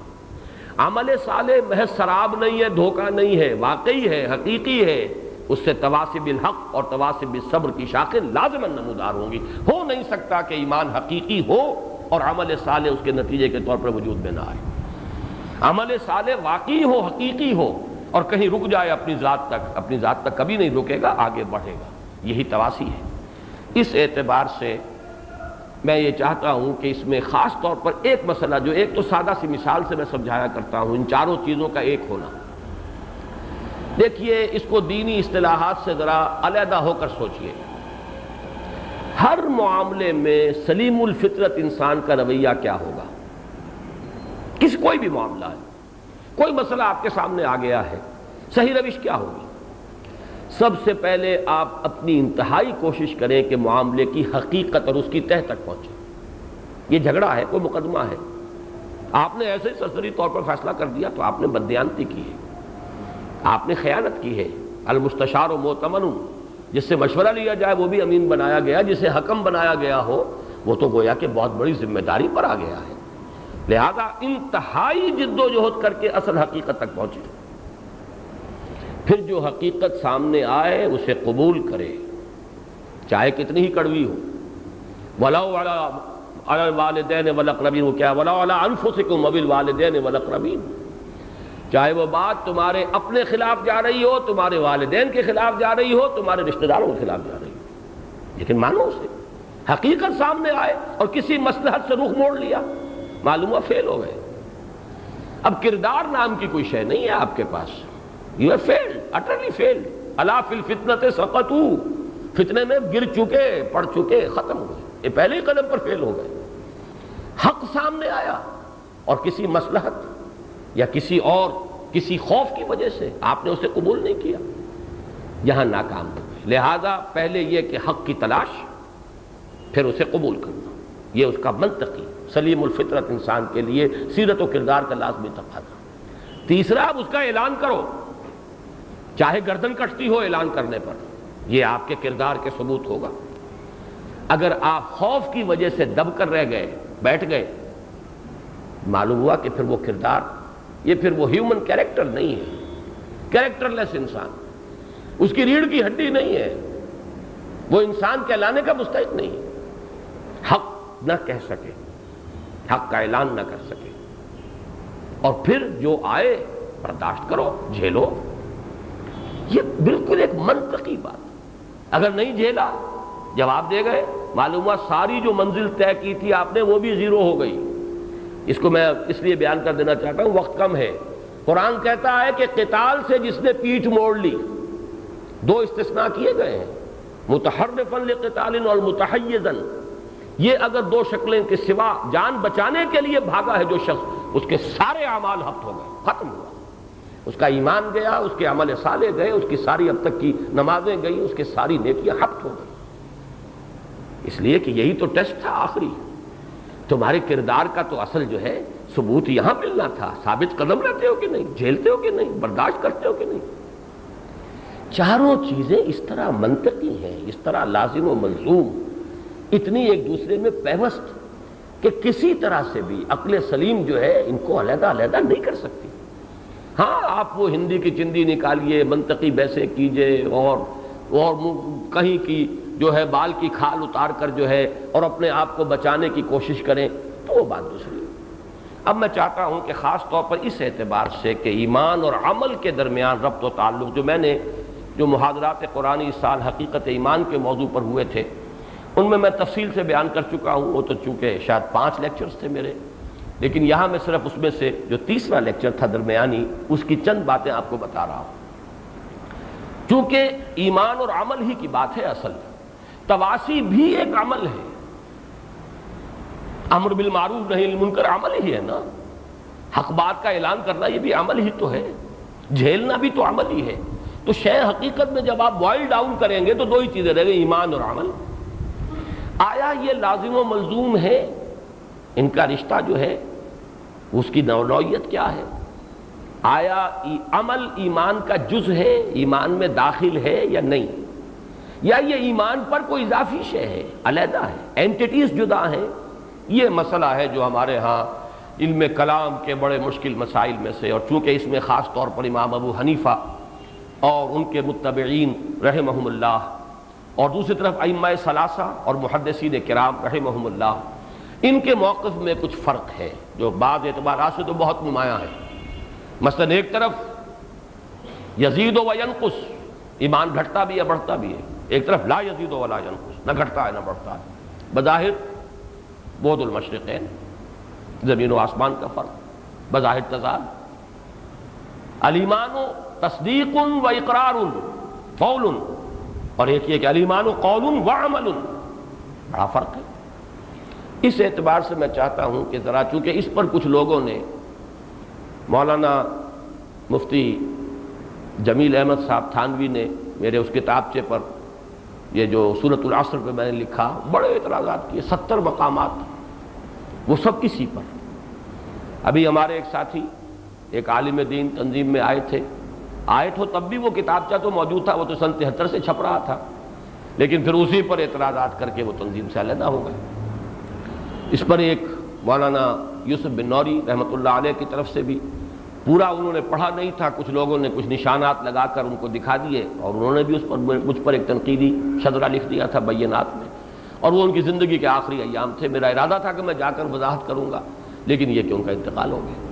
تو اس اعتبار سے چونکہ اس پر بہت قیل و قال ہے، تو چونکہ میں نے اس مرتبہ کے معاذات قرآنی میں اس مسئلے کو اپنی امکانی حد تک ٹریش کر کے، اور جتنے بھی ہمارے ہاں مذاہب ہیں، مذاہب سے مراد مسلک، جتنے آراء ہیں ایمان اور عمل کا باہمی تعلق، آیا عمل ایمان کا جز ہے یا نہیں، داخل ایمان ہے یا نہیں، یہ کوئی اضافی شے ہے یا یہ کہ ایمان میں شامل ہے، اس پر جو 8 رائے ہیں ان کا میں نے احاطہ کیا ہے، اور میں چاہتا ہوں کہ میں اختصار کے ساتھ انہیں یہاں بھی بیان کر دوں تاکہ اس درس کے ساتھ بھی وہ چیز ہمارے ریکارڈ پر آ جائے۔ دیکھیے، اس کو 2 حصوں میں تقسیم کیجئے۔ 4 گروہ ہمارے ہاں وہ ہیں جو عمل کو ایمان کا جزو لازم سمجھتے ہیں، عمل صالح ایمان کا جزو۔ 4 گروہ وہ ہیں جو اسے خارج سمجھتے ہیں، ایمان علیحدہ شے، عمل علیحدہ شے۔ اس کو میں نے ترتیب دیا ہے سمجھانے کے لیے کہ 0 پوائنٹ درمیان میں رکھ لیجئے، پھر ایک طرف لیفٹ اور ایک طرف رائٹ۔ تو آپ نے یہ اصطلاحات سنی ہوں گی، ایکسٹریم لیفٹ، ایکسٹریم رائٹ، اور left to the center, right to the center. یہ ماڈریٹ ہوں گے، سب سے زیادہ ماڈریٹ وہی ہوں گے جو اس درمیانی نقطہ جو ہے 0 اس سے قریب تر ہوں، داہنی طرف بھی اور بائیں طرف بھی۔ اور ایک بہت بڑا فرق و تفاوت ہو جائے گا ایکسٹریم لیفٹ اور ایکسٹریم رائٹ میں، درمیان میں 2 اور بھی ہیں۔ تو 4 ادھر 4 ادھر۔ اب ذرا ادھر والوں کو نوٹ کیجئے جو عمل کو ایمان کا جز قرار دیتے ہیں۔ ایکسٹریم لیفٹ پر انتہائی گمراہ فرقہ خوارج، وہ اس طرح کا جز سمجھتے ہیں کہ گناہ کبیرہ اگر کسی سے صادر ہو گیا، مرتکب ہے گناہ کبیرہ کا، تو وہ ایمان سے بھی خارج، اسلام سے بھی خارج، وہ مرتد ہو گیا، واجب القتل ہو گیا، مباح الدم ہو گیا، اس کا خون بھی حلال، اس کا مال بھی حلال، اس کی جان بھی حلال۔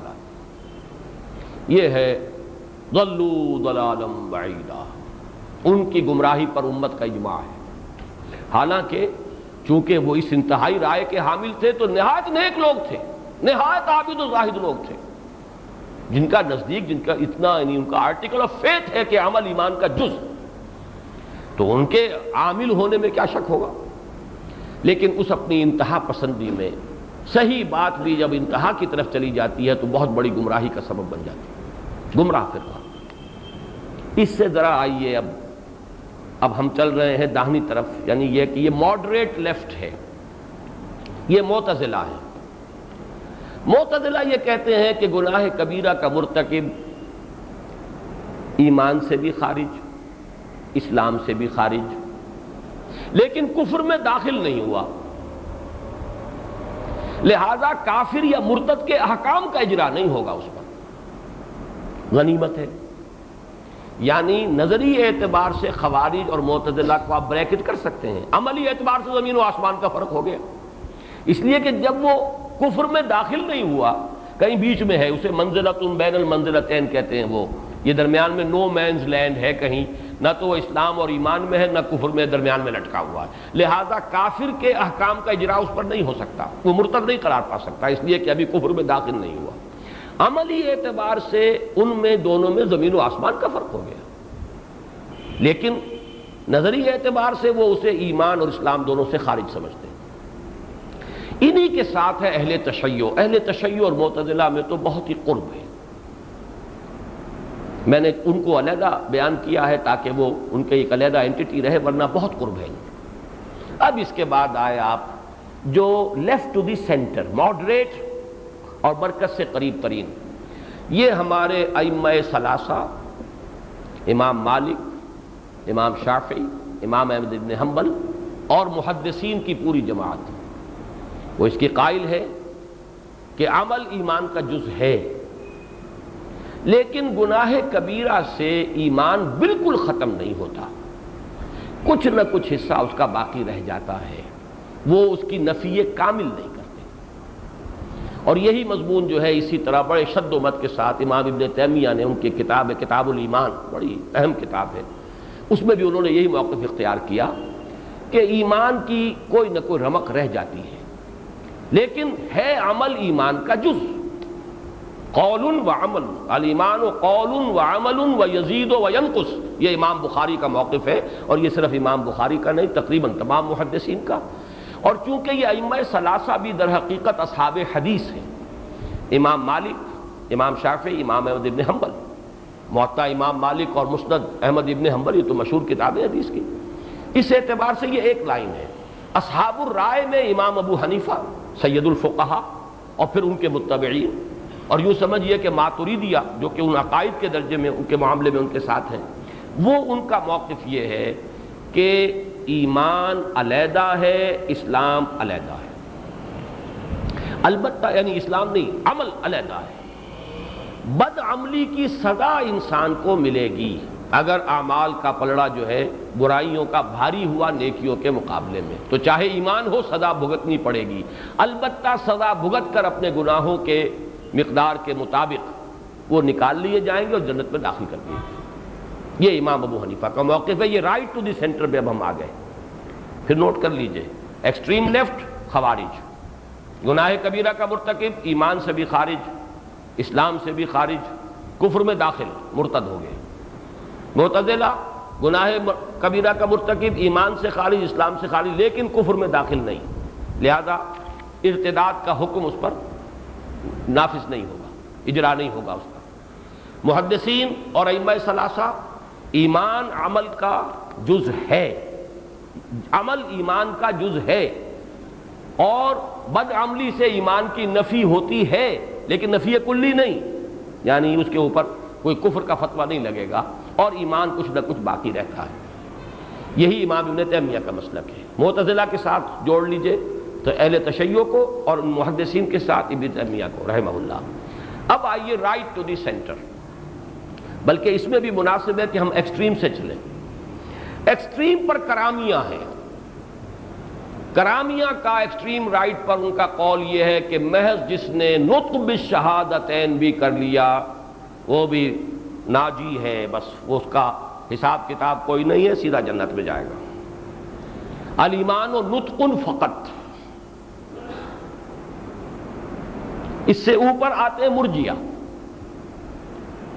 تصدیق قلبی اور اقرار باللسان، یہ دونوں ضروری ہیں ایمان کے لازمی جز، لیکن جب تصدیق قلبی ہے کسی بھی درجے میں ہے تو کوئی بڑے سے بڑا گناہ بھی انسان کو نقصان نہیں پہنچا سکتا، کوئی گناہ کی کوئی سزا نہیں ملے گی۔ ان کے قریب ہیں اشاعرہ، بہت قریب، وہ کہتے ہیں کہ تصدیق قلبی ہی صرف ضروری ہے، اقرار باللسان بھی لازم نہیں ہے، یہ کوئی رکن نہیں ہے ایمان کا۔ البتہ دنیا میں اس کو مسلمان سمجھے جانے کے لیے شرط ہے اجرائے احکام کے لیے کہ اس کو مسلمان سمجھا جائے کہ وہ زبان سے بھی اقرار کرے۔ اس سے آگے ہیں اب بالکل جو سینٹر کے ساتھ ہیں امام ابو حنیفہ اور ان کے متبعین، ایمان علیحدہ ہے، عمل علیحدہ ہے۔ ایمان صرف تصدیق اور اقرار کا نام ہے، عمل اس میں شامل اور داخل نہیں ہے۔ البتہ اگر تصدیق ہے لیکن عمل جو ہے ان میں گناہوں کا پلڑا بھاری ہے، سزا ملے گی، البتہ گناہوں کے بقدر سزا پا کر جنت میں داخل ہو جائے۔ تو یہ جو دو طبقے بیچ میں آئے، محدثین کرام، امام بخاری جن میں کے سب سے بڑے سپوکس مین ہیں، اور ادھر فقہائے اعظام جن کے سب سے بڑے گلے سرسبد وہ امام ابو حنیفہ ہیں، یہ بہت ایک دوسرے کے قریب آ گئے، صرف یہ ہے کہ تعبیر کا فرق ہے، اور یہ سب مانتے ہیں اہل سنت کے تعبیر کا فرق ہے۔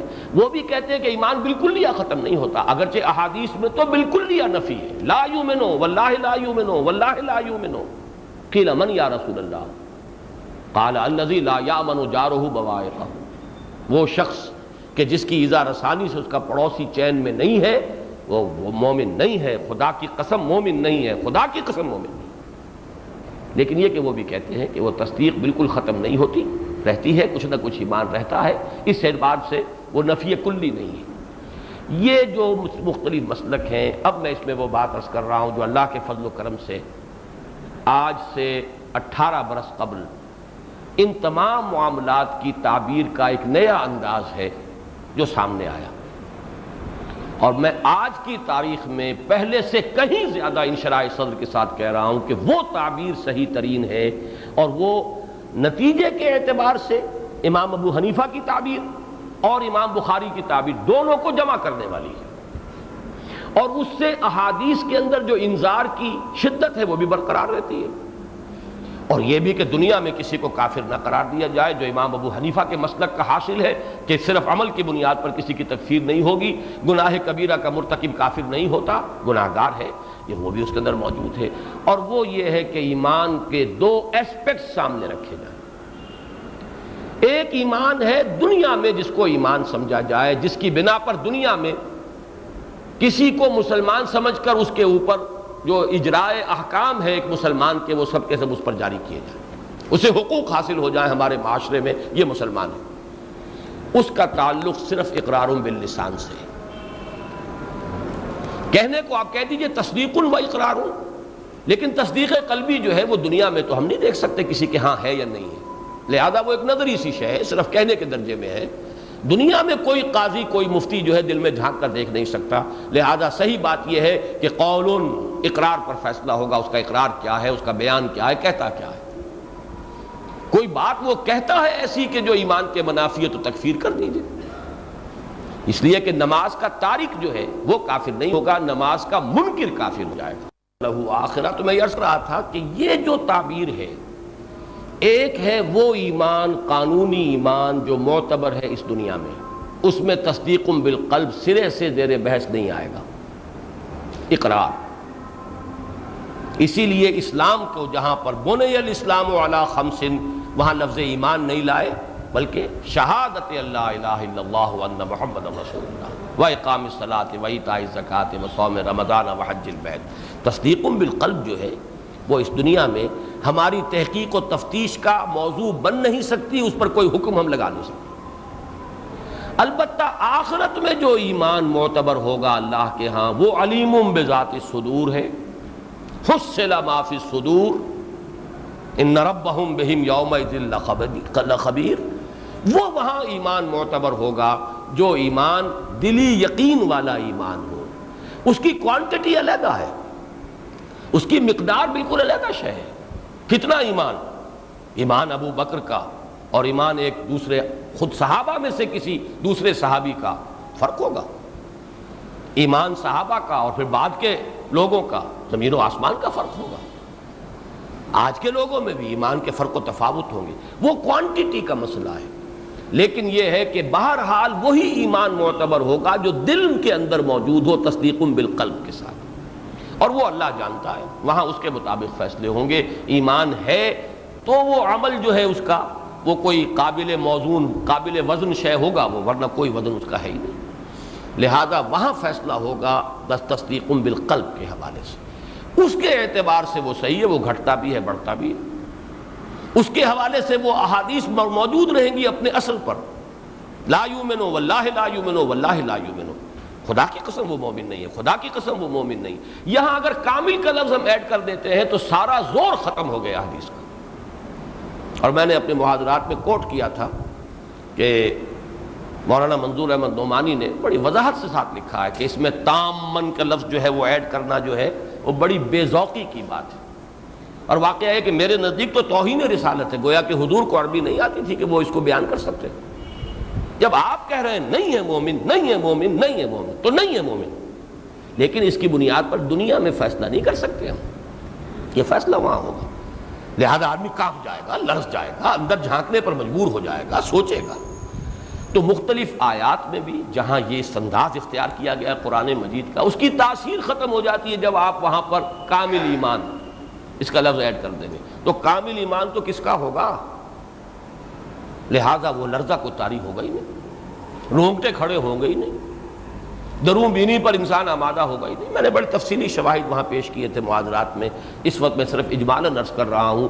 صحیح ترین توجیہ یہی ہے کہ ایمان کو دو حصوں میں تقسیم کر دیا جائے، ایک ایمان قانونی جس کا تعلق اس دنیا سے ہے، اجرائے احکام دنیا میں کسی کا مسلمان سمجھا جانا، اس کا کوئی تعلق تصدیق بالقلب سے نہیں ہے، وہ صرف اقرار باللسان پر مبنی ہوگا۔ ایک ایمان حقیقی جو آخرت میں معتبر ہوگا، اس کا تعلق اصلاً تصدیق بالقلب سے، یہ ہے حقیقی ایمان، یہ ہے قانونی ایمان۔ حقیقی ایمان کے درجے میں جب یقین ہوگا تو عمل بھی لازماً اس کے تابع ہوگا، عمل اس کا جز قرار پائے گا۔ الایمان قول و عمل، امام بخاری جو کہہ رہے ہیں وہ اس حقیقی ایمان کے اعتبار سے کہہ رہے ہیں.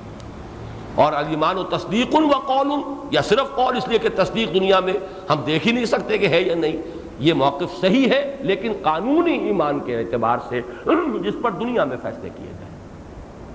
یہ ایمان گھٹتا بھی ہے بڑھتا بھی ہے، اور وہ ایمان قانونی سٹیٹس جو ہے وہ نہ بڑھتا ہے نہ گھٹتا ہے. ایک مسلمان کے قانونی حقوق دنیا میں ایک سے رہیں گے، متقی ایمان کے حقوق زیادہ نہیں اور فاسق مسلمان کے زیادہ نہیں. اگر ایک باپ کے دو بیٹے ہیں، ایک بڑا متقی ہے، پرہیزگار، تہجد گزار، ایک فاسق و فاجر ہے لیکن ہے مسلمان، تو وراثت میں دونوں برابر کے شریک ہوں گے. وہ اس کو متقی کو اور تہجد گزار کو زیادہ نہیں ملے گا حصہ، اور یہ جو فاسق و فاجر ہے اسے کم نہیں ملے گا. بلکہ میں تو اس کو آخری درجے تک پہنچانے کے لیے کہا کرتا ہوں کہ اگر بالفرض ابو بکر صدیق اور عبداللہ ابن ابی ایک باپ کے بیٹے ہوتے تو وراثت میں ان کا حصہ برابر ہوتا. کہاں ابو بکر صدیق، کہاں عبداللہ ابن ابی، کہ نسبت خاک رابع عالم پاک. خاک اور اس میں بھی ہوگا، یہ تو تحت الثری والی بات ہے، سید المنافقین. لیکن چونکہ منافق کوئی اینٹی اسلام میں ہے ہی نہیں، کوئی قانونی اس کی حیثیت نہیں، وہ تو مسلم ہے، مسلمان مانا جاتا ہے، اس لیے اس قانونی سطح پر لا یزید ولا ینقص، نہ وہ گھٹتا ہے نہ بڑھتا ہے. اس کا لیگل سٹیٹس بالکل ایک جامد شے ہے، اس میں کوئی اضافہ نہیں، کوئی کمی نہیں. تو اگر ہم یوں کہیں کہ امام ابو حنیفہ نے ساری بات کی ہے قانونی اسلام کے بارے میں جس پر اجراء احکام ہوگا، وہ فقیہ ہے، اس اعتبار سے بات بڑی مناسب ہے کہ انہوں نے لیگل اسپیکٹس کو سامنے رکھا ہے. امام بخاری وہ حقیقی ایمان کی بات کر رہے ہیں، اور ان کا جو تعلق ہے، جو بات کہہ رہے ہیں، وہ احادیث سے یوں صحیح سمجھیے صحیحہ صریحہ. لا یزنی الزانی حین یزنی وہو مومن، میں نے اس اپنے کتابچے میں یہ احادیث بھی جو اہم ہیں وہ کوٹ کر دی. یہ جو ہے تعلق اسلام اور یہ ایمان اور عمل کا، اور ظاہر بات ہے کہ اس کے بعد جو ہے معاملہ وہ عمل ہی کے، اسی کے اندر سے اس کے کچھ اور مضمرات ہیں جو نمایاں ہو رہے ہیں. اس میں یہ ہے کہ اگر انسان میں شرافت ہے، مروت ہے، تو ممکن نہیں ہے کہ جو خیر اسے ملا ہے ایمان اور عمل صالح کا، وہ دوسروں کو اس میں شریک نہ کرے. اگر اس میں حمیت ہے، غیرت ہے، تو ممکن نہیں ہے کہ حق جو اس نے قبول کیا اسے وہ پامال دیکھ سکے. حق کو غالب، الحق یعلو ولا یعلی علیہ، یہ غیرت اور حمیت کا تقاضا ہے کہ حق کو آپ غالب کرنے کی کوشش کریں، پامال دیکھ کر تڑپ اٹھیں.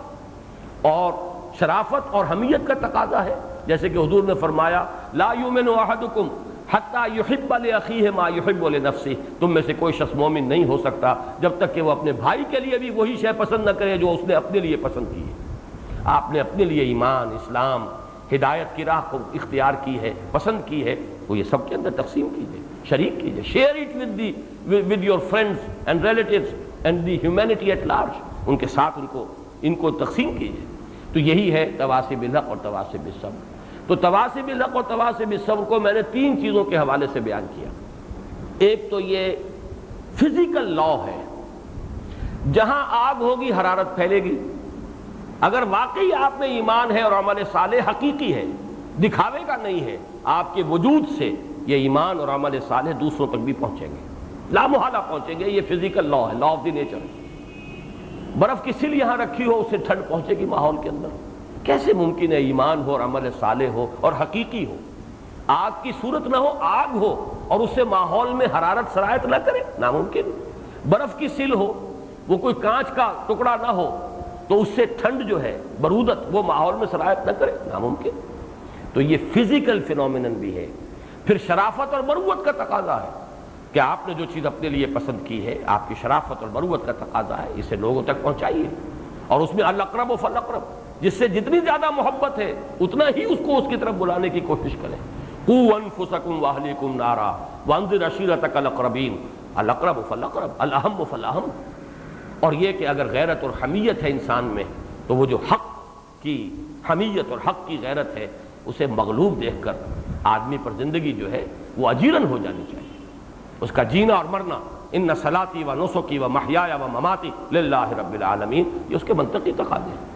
تو تواصی بالحق اور تواصی بالصبر یہ اس کے لازمی نتیجے ہیں، اور ان کے مابین ایسا ربط ہے آپس میں منطقی، لازم و ملزوم، لزوم کا معاملہ ہے کہ ان کے مابین جو ہے ان کو علیحدہ علیحدہ کرنا در حقیقت یہ تو سمجھانے کے لیے بات کہہ دی گئی، یہ تو ایک ہی وحدت ہے، ایک ہی آرگینک ہول ہے، ایک ہی حیاتیاتی اکائی ہے، ایک ہی گٹھلی ہے جس میں پورا آم کا درخت موجود ہے۔ الا الذین آمنوا وعملوا الصالحات وتواصوا بالحق وتواصوا بالصبر۔ ایک نقطہ اس میں اور بیان کر دوں، اور یہ بھی چونکہ کچھ اعتراضات ہیں جس کا کہ اس کے ذریعے سے ازالہ ہوگا۔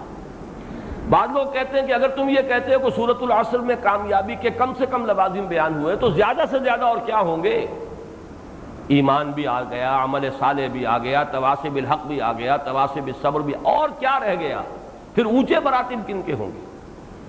یہ بھی اصل میں بظاہر احوال ایک بہت اہم اعتراض ہے اور بڑا وقی جو ہے میں سمجھتا ہوں کہ ایک قول ہے، لیکن غور کیجیے اس میں بات کیا ہے۔ اسے بھی اصل میں تو وہ جو جدید ریاضی کے سے لوگ واقف ہیں، گراف بنایا جاتا ہے۔ گراف میں نیچے کچھ ویلیوز ہیں 0 10 20 30 40، ایک یہ اوپر ویلیوز جاتی ہیں وہ بھی 0 10 20 30 40۔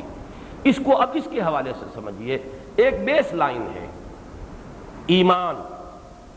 ایمان رائی کے دانے کے برابر بھی ہے لیکن صحیح ایمان ہے، حقیقی ایمان ہے، اتنا ہی عمل صالح پیدا ہو جائے گا۔ اس کو لے جائیے ادھر بیس لائن کے اوپر، اتنا ہی تواصی بالحق بھی ہو جائے گا، موٹی موٹی بات، اتنا ہی تواصی بالصبر بھی ہو جائے گا۔ اب ایمان کی مقدار بڑھی، اوپر لے جائیے 10 درجے پر ایمان آیا، اتنا ہی عمل صالح بھی بڑھے گا اگر حقیقی ایمان ہے، اتنا ہی تواصی بالحق اور تواصی بالصبر بھی بڑھیں گے۔ مراتب ہیں، بڑے بلند مراتب ہیں۔ عمل صالح موٹے موٹے احکام شریعت کے صرف انسان جو فرائض ہیں ادا کر رہا ہے، واجبات ادا کر رہا ہے، حرام سے بچ رہا ہے، موٹی موٹی جو چیزیں ہیں، ایک یہ ہے، اور ایک یہ ہے کہ عمل صالح جو ہے جس کو کہا گیا ہے کہ اصلھا ثابت و فرعھا فی السماء، اسی طریقے سے نہی عن المنکر اور امر بالمعروف، اس کے مراتب ہیں، مراحل ہیں۔ اسی میں جہاد آ جائے گا، اسی میں جان ہتھیلی پر رکھ کر میدان جنگ میں حاضری آ جائے گی۔ تو یہ تمام جو ہے یہ گویا کہ کوانٹٹی کو اوپر بڑھاتے چلے جائیے، ایک توازن کے ساتھ بڑھنا چاہیے۔ جتنا ایمان ہے اتنا ہی عمل صالح بھی لازم ہے، اتنا ہی تواصی بالحق بھی وہ اس کا لازمی نتیجہ، اتنا ہی تواصی بالصبر بھی لازمی نتیجہ۔ اگر نہیں ہے تواصی بالصبر نہیں ہے تو معلوم ہوا کہ یہ تواصی بالحق بھی بس ایسے ہی تھی، سرسری سی بات تھی، دل سے نکلنے والی بات نہیں تھی۔ تواصی بالحق نہیں ہے تو معلوم ہوا اپنی نیکی بھی کوئی دھوکے اور شراب ہی کی نیکی ہے، حقیقی نیکی نہیں تھی۔ اور وہ جو اگر حقیقی نیکی نہیں ہے تو ایمان بھی پھر قول کا ہی ہے، زبان کا ہی ہے، موروثی عقیدہ ہی ہے، حقیقی ایمان نہیں تھا۔ ادھر سے چلیں ادھر تب بھی، ادھر سے چلیں ادھر تب بھی، یہ بالکل حقیقت جو ہے حقائق قائم رہیں گے۔ البتہ کوانٹٹی وائز یہ جو ہے معاملہ یہ بڑھے گا اور یہ سب میں بڑھے گا، درجات بلند سے بلند تر ہوتے چلے جائیں گے۔ ایمان کی گہرائی کیا آپ اس کا اندازہ کر سکتے ہیں؟ جیسا کہ میں نے عرض کیا حضرت ابو بکر صدیق رضی اللہ تعالیٰ عنہ کا ایمان کیا تصور کریں گے؟ اب کتنا ایمان، جس کے لیے سورہ حدید کے درس میں نے بیان کیا تھا کہ حضور کی حدیث ہے کہ جو نور ملے گا قیامت کے دن لوگوں کو میدان حشر میں، وہ اتنا متفاوت ہوگا کہ کسی کو تو اتنا نور ملے گا کہ اس کی روشنی مدینے سے صنعاء تک پہنچے گی، عدن تک، یہ صنعاء یمن کا دارالخلافہ، اور کسی کو اتنا ملے گا کہ صرف اس کے قدموں کے آگے روشنی ہو جائے گی۔ ٹارچ، میں نے مثال دی تھی ٹارچ، وہ بھی بہت کامیاب ہوگا جسے ٹارچ مل گئی، وہ پل صراط پر سے گزر جائے گا اس کی روشنی میں۔ لیکن یہ کہ وہ بھی ہوں گے کہ جن کا نور، نور ایمان، نور اعمال صالحہ، وہ اتنا ہوگا کہ مدینے سے اس کی روشنی جو ہے وہ صنعاء تک پہنچ رہی ہوگی۔ یہ کوانٹٹی ہے، وہ ہے کوالٹی۔ اگر تولہ بھر ایمان حقیقی ہے اتنا ہی عمل بھی حقیقتاً درست ہو جانا چاہیے، اتنی ہی حق بات کہنے کی صلاحیت بھی پیدا ہو جانی چاہیے، اتنا ہی صبر کرنے کا مادہ بھی پیدا ہو جانا چاہیے۔ یہ لازم و ملزوم۔ البتہ ایمان بڑھے گا یہ چیزیں بھی بڑھیں گی، ایمان اور بڑھے گا یہ اور بڑھیں گی، یہ درجات بالکل علیحدہ شے ہیں، لیکن بیس لائن ہے یہ انسان کی کامیابی کے لوازم ہے ناگزیر۔ والعصر ان الانسان لفی خسر الا الذین آمنوا وعملوا الصالحات وتواصوا بالحق وتواصوا بالصبر۔ اب سورۃ العصر کے ضمن میں تو صرف ایک بات مجھے اور عرض کرنی ہے، وہ ذرا کچھ تلخ بھی ہے بعض پہلوؤں سے، بعض حضرات کو شاید ناگوار بھی گزرے، لیکن میں تو جیسا کہ اس درس کے سلسلے میں کئی مرتبہ کر چکا ہوں کہ اب میں چاہتا ہوں کہ جو کچھ بھی میرے دل میں ہے اور جو بھی بات میرے سمجھ میں آئی ہے وہ میں آپ حضرات تک پہنچا دوں۔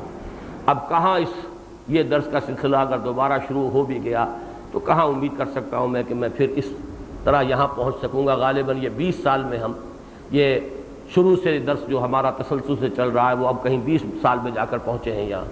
اس اعتبار سے ایک بات عرض کر رہا ہوں، اور وہ در حقیقت مولانا فراہی رحمۃ اللہ علیہ اور ان کے شاگرد مولانا امین حسن اصلاحی کے حوالے سے، وہ اس اعتبار سے کہ مولانا فراہی کا یہ کمال ہے، اور میرا جو میں نے عرض کیا ہے کہ میں اس وقت بہت متاثر ہوا تھا اور سورۃ العصر کی عظمت جو ہے وہ مجھ پر منکشف ہو گئی تھی ارلی 50s میں مولانا فراہی کی تفسیر سورۃ العصر پڑھ کر۔ انہوں نے یہاں تک بات پہنچائی ہے تواصب الحق و تواصب الصبر میں کہ اس سے لازم آتا ہے کہ نظام خلافت قائم کیا جائے، وجوب قیام خلافت، اس لیے کہ خلافت کا ادارہ ہے کہ جو امر بالمعروف اور نہی عن المنکر جو ہے کما حقہ اس کو ادا کر سکتا ہے۔ اس لیے تواصب الحق اور تواصب بالصبر کا لزوم یہ در حقیقت وجوب قیام خلافت پر منتہی ہوتا ہے، اور اس میں یہاں تک بھی بات کہہ گئے، اور چونکہ خلافت کا قیام امارت پر اس کا دار و مدار ہے لہذا اطاعت امیر بھی لازم ہے۔ یہ ساری باتیں، یہ حقائق اگرچہ بظاہر بہت دور کی باتیں معلوم ہو رہی ہیں، لیکن جیسے میں نے عرض کیا تھا کہ عصر اور دہر کی طرف اشارہ کیا انہوں نے، اس میں جو کچھ مضمر تھا، کیونکہ قرآن مجید کی وہ تشریح جس انداز میں کرتے تھے القرآن یفسر بعضہ بعضا، اس حوالے سے ان کے سامنے لفظ دہر بھی آ گیا اور لفظ عصر بھی آ گیا، دونوں کا تقابل آ گیا۔ ابھی آئنسٹائن کا فلسفہ تو انہیں تو خیر کیا معلوم ہوتا، وہ سائنس کے طالب علم تھے ہی نہیں، وہ تو علامہ اقبال تک کے سمجھ میں نہیں آ رہا تھا اس زمانے میں، لیکن یہ کہ اس سے جو کچھ بھی آگے گرہیں کھلی ہیں اور علم انسانی جو ہے جو آگے بڑھا ہے، اس سے ہمارے لیے علم کی اور معرفت کے نئے راستے کشادہ ہو گئے۔ اسی طرح کی بات یہ وجوب خلافت کا ادارہ قائم کرنا لازم ہے، مسلمانوں کے ذمے ہے۔ وہ اگر اپنی اجتماعی ذمہ داریوں سے عہدہ برا ہونا چاہتے ہیں تو ان کا فرض عین ہے کہ خلافت کا ادارہ قائم کریں، اور اس کے لیے لازم ہے جماعتی جدوجہد، تو اطاعت امیر کا ہونا لازم۔ یہ تمام منطقی نتائج مولانا فراہی نے تواصب الحق اور تواصب الصبر کے لزوم سے نکالے۔ اب اس حوالے سے میں عرض کرنا چاہتا ہوں، مولانا فراہی کا انتقال سن 30 میں ہو گیا ہے، ظاہر بات ہے کہ یہ ان کی سن 20-22 کی لکھی ہوئی تحریریں ہوں گی، آج سے کوئی 70 برس قبل کی۔ مولانا اصلاحی ان کے شاگرد رشید، اور ان کا بھی فکر جب وہ جماعت اسلامی میں شامل ہوئے ہیں یہی فکر لے کر آئے تھے، صرف اس فرق کے ساتھ کہ مولانا مودودی نے اپنی جدوجہد کا آغاز کیا تھا حکومت الہیہ کے لفظ سے۔ مولانا اصلاحی نے جو مضامین لکھے جو 40s میں چھپے ہیں، یہ ایک زمانے میں، یہ کوئی 46-45 کا زمانہ ہے کہ اشارات جو ترجمان القرآن میں مولانا مودودی کے جو اداریے ہوتے تھے وہ ان کی بجائے مولانا اصلاحی صاحب کے مضامین چھپے، جو اب یہ دعوت دین اور اس کا طریقہ کار نامی کتاب کی صورت میں یہ جمع کر کے شائع کیے گئے۔ یہ شائع ہو گئے تھے جماعت اسلامی کے زمانے ہی میں، یہ 50s میں شائع ہو گئی تھی کتاب، پھر میں نے اسے شائع کیا، آؤٹ آف پرنٹ تھی، پھر میں نے جب دارالاشاعت الاسلامیہ قائم کیا ہے تو مولانا اصلاحی کی سب سے پہلے جو کتاب شائع کی میں نے وہ یہی، اس لیے کہ مجھے اس سے بہت محبت ہے، گہرا انس ہے، میں نے اس سے بہت استفادہ کیا۔ مولانا اصلاحی نے حکومت الہیہ کی بجائے 2 اصطلاحیں جماعت اسلامی میں انٹروڈیوس کی، ایک اقامت دین، ان اقیموا الدین ولا تتفرقوا فیہ، چونکہ یہ قرآن کے طالب علم تھے، اس کے حوالے سے حکومت الہیہ قرآن کی اصطلاح نہیں ہے۔ دوسری اصطلاح لائے وجوب قیام خلافت کا نظام قائم کرنا مسلمانوں پر لازم ہے، چونکہ یہ بھی ہماری تاریخ کا کتاب و سنت کی اصطلاح ہے۔ اور جب مولانا نے یہ کتاب لکھی ہے تو اب میں آپ کو اس کا ایک اقتباس سنا رہا ہوں کہ کس درجے ان کے اندر اس معاملے کے اندر مثبت شدت موجود تھی۔ یہ ان کا ایک چیپٹر جو ہے، پہلے جو اس کا ایڈیشن چھپا تھا اس میں پہلا چیپٹر یہی تھا، بعد میں اس سے پہلے لے آئے ہیں ایک اور تمہیدی چیپٹر، یہ دوسرا چیپٹر ہے۔ تبلیغ کس لیے، کیا وجہ ہے، تبلیغ کا جذبہ محرکہ کیا ہونا چاہیے، کیوں تبلیغ کریں، اس سوال کا جواب دے رہے ہیں، اور پورے چیپٹر کو سمرائز کیا ہے، کنکلوڈ کیا ہے۔ اس پوری تفصیل کا خلاصہ یہ ہے، نوٹ کر لیجیے۔ حضرت صلی اللہ علیہ وسلم پر تمام دنیا میں قیامت تک کے لیے تبلیغ دین کی جو ذمہ داری ڈالی گئی تھی، اس کی طرف نبی کریم صلی اللہ علیہ وسلم نے رہنمائی فرما کر اللہ تعالیٰ کی طرف سے اس کی تکمیل کا کام اپنی امت کے سپرد فرمایا، تاکہ یہ امت ہر ملک، ہر قوم اور ہر زبان میں قیامت تک اس دین کی تبلیغ کرتی رہے۔ بالکل مبرہن بات ہے، واضح بات ہے، حضور پوری دنیا کے لیے نبی بنا کر بھیجے گئے تھے، تبلیغ کرنا پوری نوع انسانی کے ذمے آپ کی ذمہ داری ہے کی طرف، لیکن یہ کہ ظاہر بات ہے کہ آپ کا انتقال ہو گیا سن 11 ہجری میں، تو اس کے بعد کون کرے گا؟ ابھی تو یہ تبلیغ کا حق صرف اہل عرب تک ادا ہوا تھا، یا آپ نے کچھ خطوط لکھے تھے، نامہ ہے مبارک، وہ یہ نہیں کہا جا سکتا کہ ایرانیوں پر تبلیغ کا حق ادا ہو گیا، حجت قائم ہو گئی، لیکن یہ کام امت کے سپرد کیا گیا تاکہ یہ امت ہر ملک، ہر قوم اور ہر زبان میں قیامت تک اس دین کی تبلیغ کرتی رہے۔ اس تبلیغ کے لیے اللہ تعالیٰ کی طرف سے یہ شرط مقرر ہے کہ یہ دل سے کی جائے، زبان سے کی جائے، عمل سے کی جائے، بلا تقسیم و تفریق پورے دین کی جائے، بے خوف لومت لائم اور بے رو رعایت کی جائے، اور اگر ضرورت آئی ہو تو جان دے کر کی جائے۔ کتنے عمدہ الفاظ ہیں، بہت جامع، بہت ہی زوردار۔ جیم، اس جماعتی فرض کی ادائیگی کا باضابطہ ادارہ خلافت کا ادارہ تھا، اور جب تک یہ ادارہ موجود تھا ہر مسلمان اس فرض کی ذمہ داریوں سے سبکدوش تھا۔ یہ بالکل وہی بات ہے کہ امن و امان، اگر حکومت قائم ہے تو پولیس ہے، نظام ہے، اگر یہ انارکی ہو جائے تو ہر شخص کو اپنی حفاظت خود کرنی پڑے گی۔ اسی طرح اور جو اجتماعی نظام ہے اس کی وجہ سے عام شہری بہت سی ذمہ داریوں سے انڈیویجولی بری ہو جاتی ہے۔ خلافت کا ادارہ قائم ہے، اس کے ذمہ ہے اب دین کی تبلیغ اور اتمام حجت پوری دنیا کے سامنے۔ اب یہ جتنے بھی عوام ہیں، جتنے شہری ہیں، وہ اس میں تعاون کریں گے، مدد کریں گے، ان کے لیے یہ فرض کفایہ کے درجے میں رہ جائے گا، فرض عین نہیں رہے گا۔ لیکن اب دیکھیے دال، اس ادارے کے منتشر ہو جانے کے بعد اس فرض کی ذمہ داری امت کے تمام افراد پر ان کے درجے اور استعداد کے لحاظ سے تقسیم ہو گئی۔ اب اس فرض کی مسئولیت اور ذمہ داری سے سبکدوش ہونے کے لیے دو ہی راہیں مسلمانوں کے لیے باقی رہ گئی ہیں، یا تو اس ادارے کو قائم کریں یا کم از کم اس کو قائم کرنے کے لیے سر دھڑ کی بازی لگا دیں، اور اگر مسلمان ان میں سے کوئی بات نہ کریں تو وہ اس فرض رسالت کو ادا نہ کرنے کے مجرم ہوں گے جو اللہ تعالیٰ کی طرف سے ان کے سپرد کیا گیا ہے، اور صرف اپنی ہی غلط کاریوں کا وبال اپنے سر نہ لیں گے بلکہ خلق کی گمراہی کا وبال بھی ان کے سر آئے۔ اس میں جو آپ نے زور دیکھا اور جو شد و مد، لیکن افسوس یہ ہے یہ اس دور کی تحریر ہے جبکہ مولانا مودودی، مولانا اصلاحی ابھی خود بھی جوان تھے، 40s میں تھے۔ نمبر 2، ایک فعال انقلابی تحریک دعوت دین کے لیے اور اقامت دین کے لیے قائم ہونے والی تحریک میں شامل تھے، شریک تھے۔ اس وقت ان کا زور جتنا تھا وہ آپ نے دیکھ لیا، لیکن اب میں نے نوٹ کیا اور اسی لیے خاص طور پر آج آپ کو بتا رہا ہوں، میں نے اب جو دیکھا تدبر قرآن میں سورۃ العصر کی تفسیر کو، تو پوری تفسیر انہوں نے نقل کی ہے مولانا فراہی کی، لیکن اس نقطے کا ذکر تک نہیں، حالانکہ ان کے استاد، ان کے امام پوری تفسیر، ایمان کی ڈیفینیشن وہیں سے نقل کر رہے ہیں، عمل صالح کا مفہوم وہیں سے نقل کر رہے ہیں، تواسی کا مفہوم وہیں سے نقل کر رہے ہیں، ساری چیزیں پوری کی پوری تفسیر جو ہے انہوں نے مولانا فراہی کی تفسیر ہی کو نقل کر دیا تدبر قرآن میں، لیکن نہیں ذکر کیا تو اس کا کہ جو اہم ترین نقطہ تھا، جو مولانا فراہی جہاں تک پہنچا گئے بات کو، اور اس وقت پہنچا گئے 20s میں پہنچا گئے، 37 میں تو ان کا انتقال ہو گیا ہے، وہ اس وقت تک جب تک کہ خود ان کے اندر ایک عزیمت تھی، ایک حرکت تھی، ایک ارادہ تھا، خود ایک متحرک تحریک کے ساتھ تھے، ان کا فکر بھی جواں تھا اور وہ وہاں تک پہنچا ہوا تھا، اور اس کے لیے شد و مد بھی موجود ہے کہ جب تک یہ خلافت کا ادارہ قائم نہیں ہوتا اس وقت تک گویا کہ پوری امت مسلمہ مجرم ہے اگر وہ اس ادارے کو قائم نہیں کر رہے۔ لہذا ہماری تمام جو ذمہ داریاں ہیں، بلکہ اس کے بعد کے الفاظ تو اس سے بھی زیادہ زوردار ہیں، وہ میں آپ کو بتانے بھول گیا۔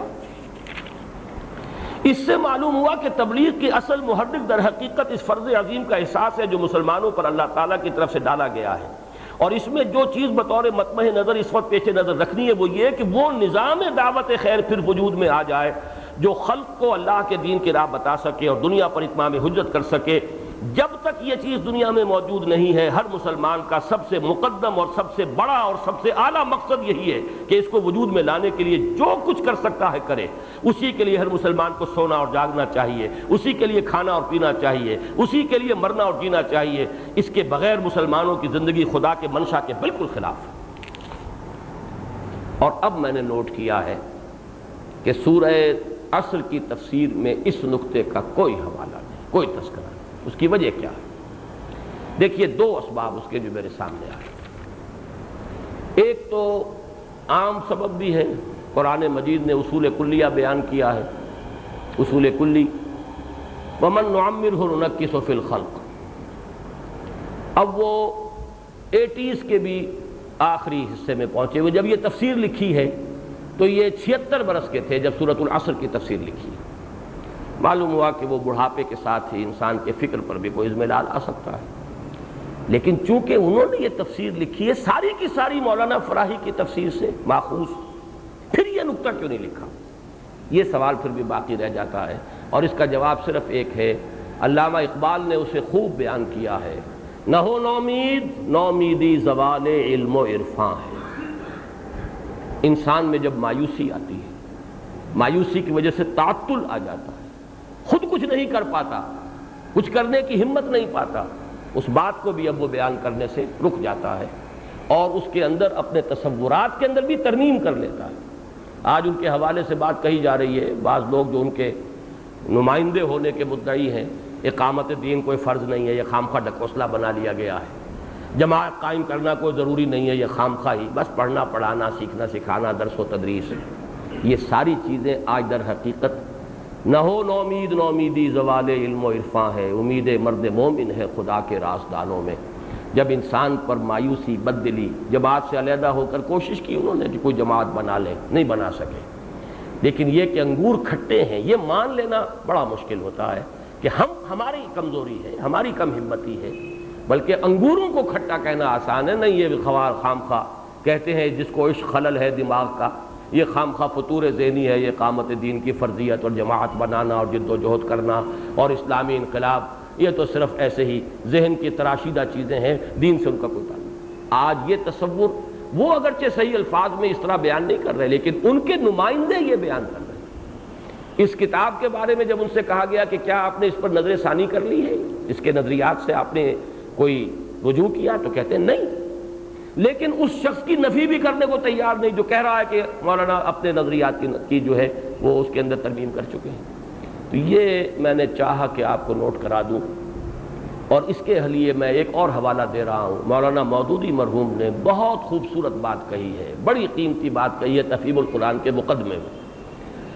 ان کا چونکہ وہ ڈائنامک کانسیپٹ تھا، اور جیسا تیسا بھی رہا، چاہے بڑھاپا بھی آیا اور بیماری بھی آئی، وہ ایک جماعت کی جد و جہد کے ساتھ منسلک رہے، چاہے عمارت ان کے پاس نہیں رہی لیکن منسلک تھے، وہ ایک جد و جہد میں شریک تھے۔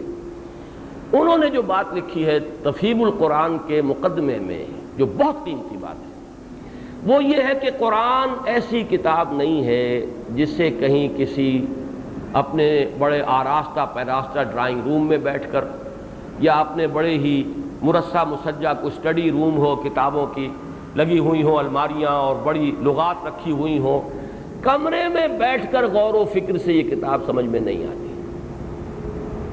یہ کتاب ایک انقلاب کا مینول ہے، ایک تحریک اور دعوت کا مینول، محمد الرسول اللہ صلی اللہ علیہ وسلم کی دعوت و تحریک، دعوت دین اور اقامت دین کی جد و جہد، جیسے جیسے مرحلے سے گزری ایسے ایسے ہدایات، ہر مرحلے کے ساتھ ہدایات، ہر مسئلہ جب پیدا ہوا اس کا جواب، اس کا حل، ہر اشکال جب سامنے پیش کیا گیا اس کا حل۔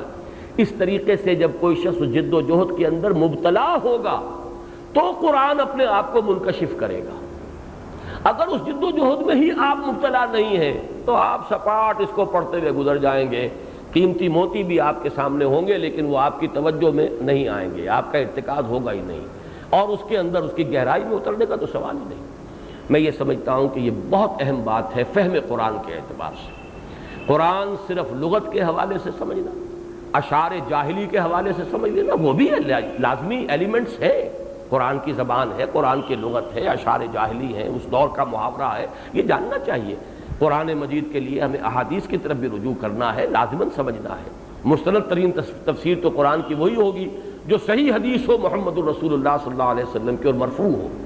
لیکن یہ ہے کہ ساتھ ہی اگر حرکت نہیں ہے، اگر جمود ہے، اگر تواصی بالحق اور تواصی بالصبر کا مرحلہ آپ کی زندگی میں نہیں آ رہا ہے، اگر اس کے لیے کوئی جماعتی جد و جہد نہیں، اگر انقلاب کی سعی نہیں، اگر وہ وجوب قیام خلافت جو مولانا فراہی نے جو سورۃ العصر سے استنباط کیا ہے، اگر عملاً آپ اس کے اندر شریک نہیں ہیں اس جد و جہد میں، تو پھر آپ چاہیں گے کہ وہ چیزیں دبی ہی رہیں۔ ہے یہی بہتر وہ جو ابلیس کی مجلس شورا میں آیا ہے، یہ الہیات میں الجھا رہے، یہ کتاب اللہ کی تعویلات میں الجھا رہے، پھر وہ نحوی اشکال اور صرفی بحثیں، ان کے اندر آدمی لگا رہے گا، لیکن جو اس کا اصل ایسنس ہے وہ انسان کی نگاہوں سے ایسے نگل جائے گا کہ توجہ ہی نہیں ہوگی۔ اللہ تعالیٰ مجھے اور آپ کو اس انجام سے بچائے۔ اللہ تعالیٰ آخری دم تک، حالانکہ مولانا اصلاحی کے جملے تو ایسے ایسے پورا عظیمت میں پہلے سنا چکا ہوں آپ کو، کیونکہ وہ جملے مجھے یاد آتے ہیں کہ یہ راستہ تو ہے، اس پر ہمیں چلنا ہے، پھر اگر تیز سواری ملی اس سے سفر کریں گے، وہ نہ ہوئے تو چھکڑے تو ہوں گے، ان سے سفر کریں گے، وہ بھی نہ ہوئے تو دو ٹانگیں تو ہوں گی، ان سے چلیں گے، اور ٹانگیں بھی اگر کٹ گئیں یا مفلوج ہو گئیں تو دو آنکھیں تو ہیں، کھڑے ہو کر نشان منزل کو دیکھتے رہیں گے۔ یہ عظیمت، یہ تھا وہ جواں فکر، جبکہ خود ایک جد و جہد میں شامل تھے۔ جب اس سے کنارہ کش ہو گئے تو فکر پر بھی پشمردگی طاری ہوئی، اور بڑا پیارا مصرع جو میں پھر دہرا رہا ہوں، نہ ہو نومید، نومیدی زوال علم و عرفاں ہے۔ انسان کے اپنے علم، اپنی معرفت، اپنی سمجھ کا بھی زوال ہو جاتا ہے اگر انسان نومیدی، نا امیدی کی وجہ سے خود معطل ہو جائے اور عملی جد و جہد سے دستکش اور کنارہ کش ہو جائے۔ بہرحال آج بھی ہم سورہ ہمزہ کا مطالعہ نہیں کر سکے، اب یہ اگلے ہفتے کو انشاءاللہ۔ بارک اللہ لی و لکم فی القرآن العظیم و نفعنی و ایاکم بالآیات والذکر الحکیم۔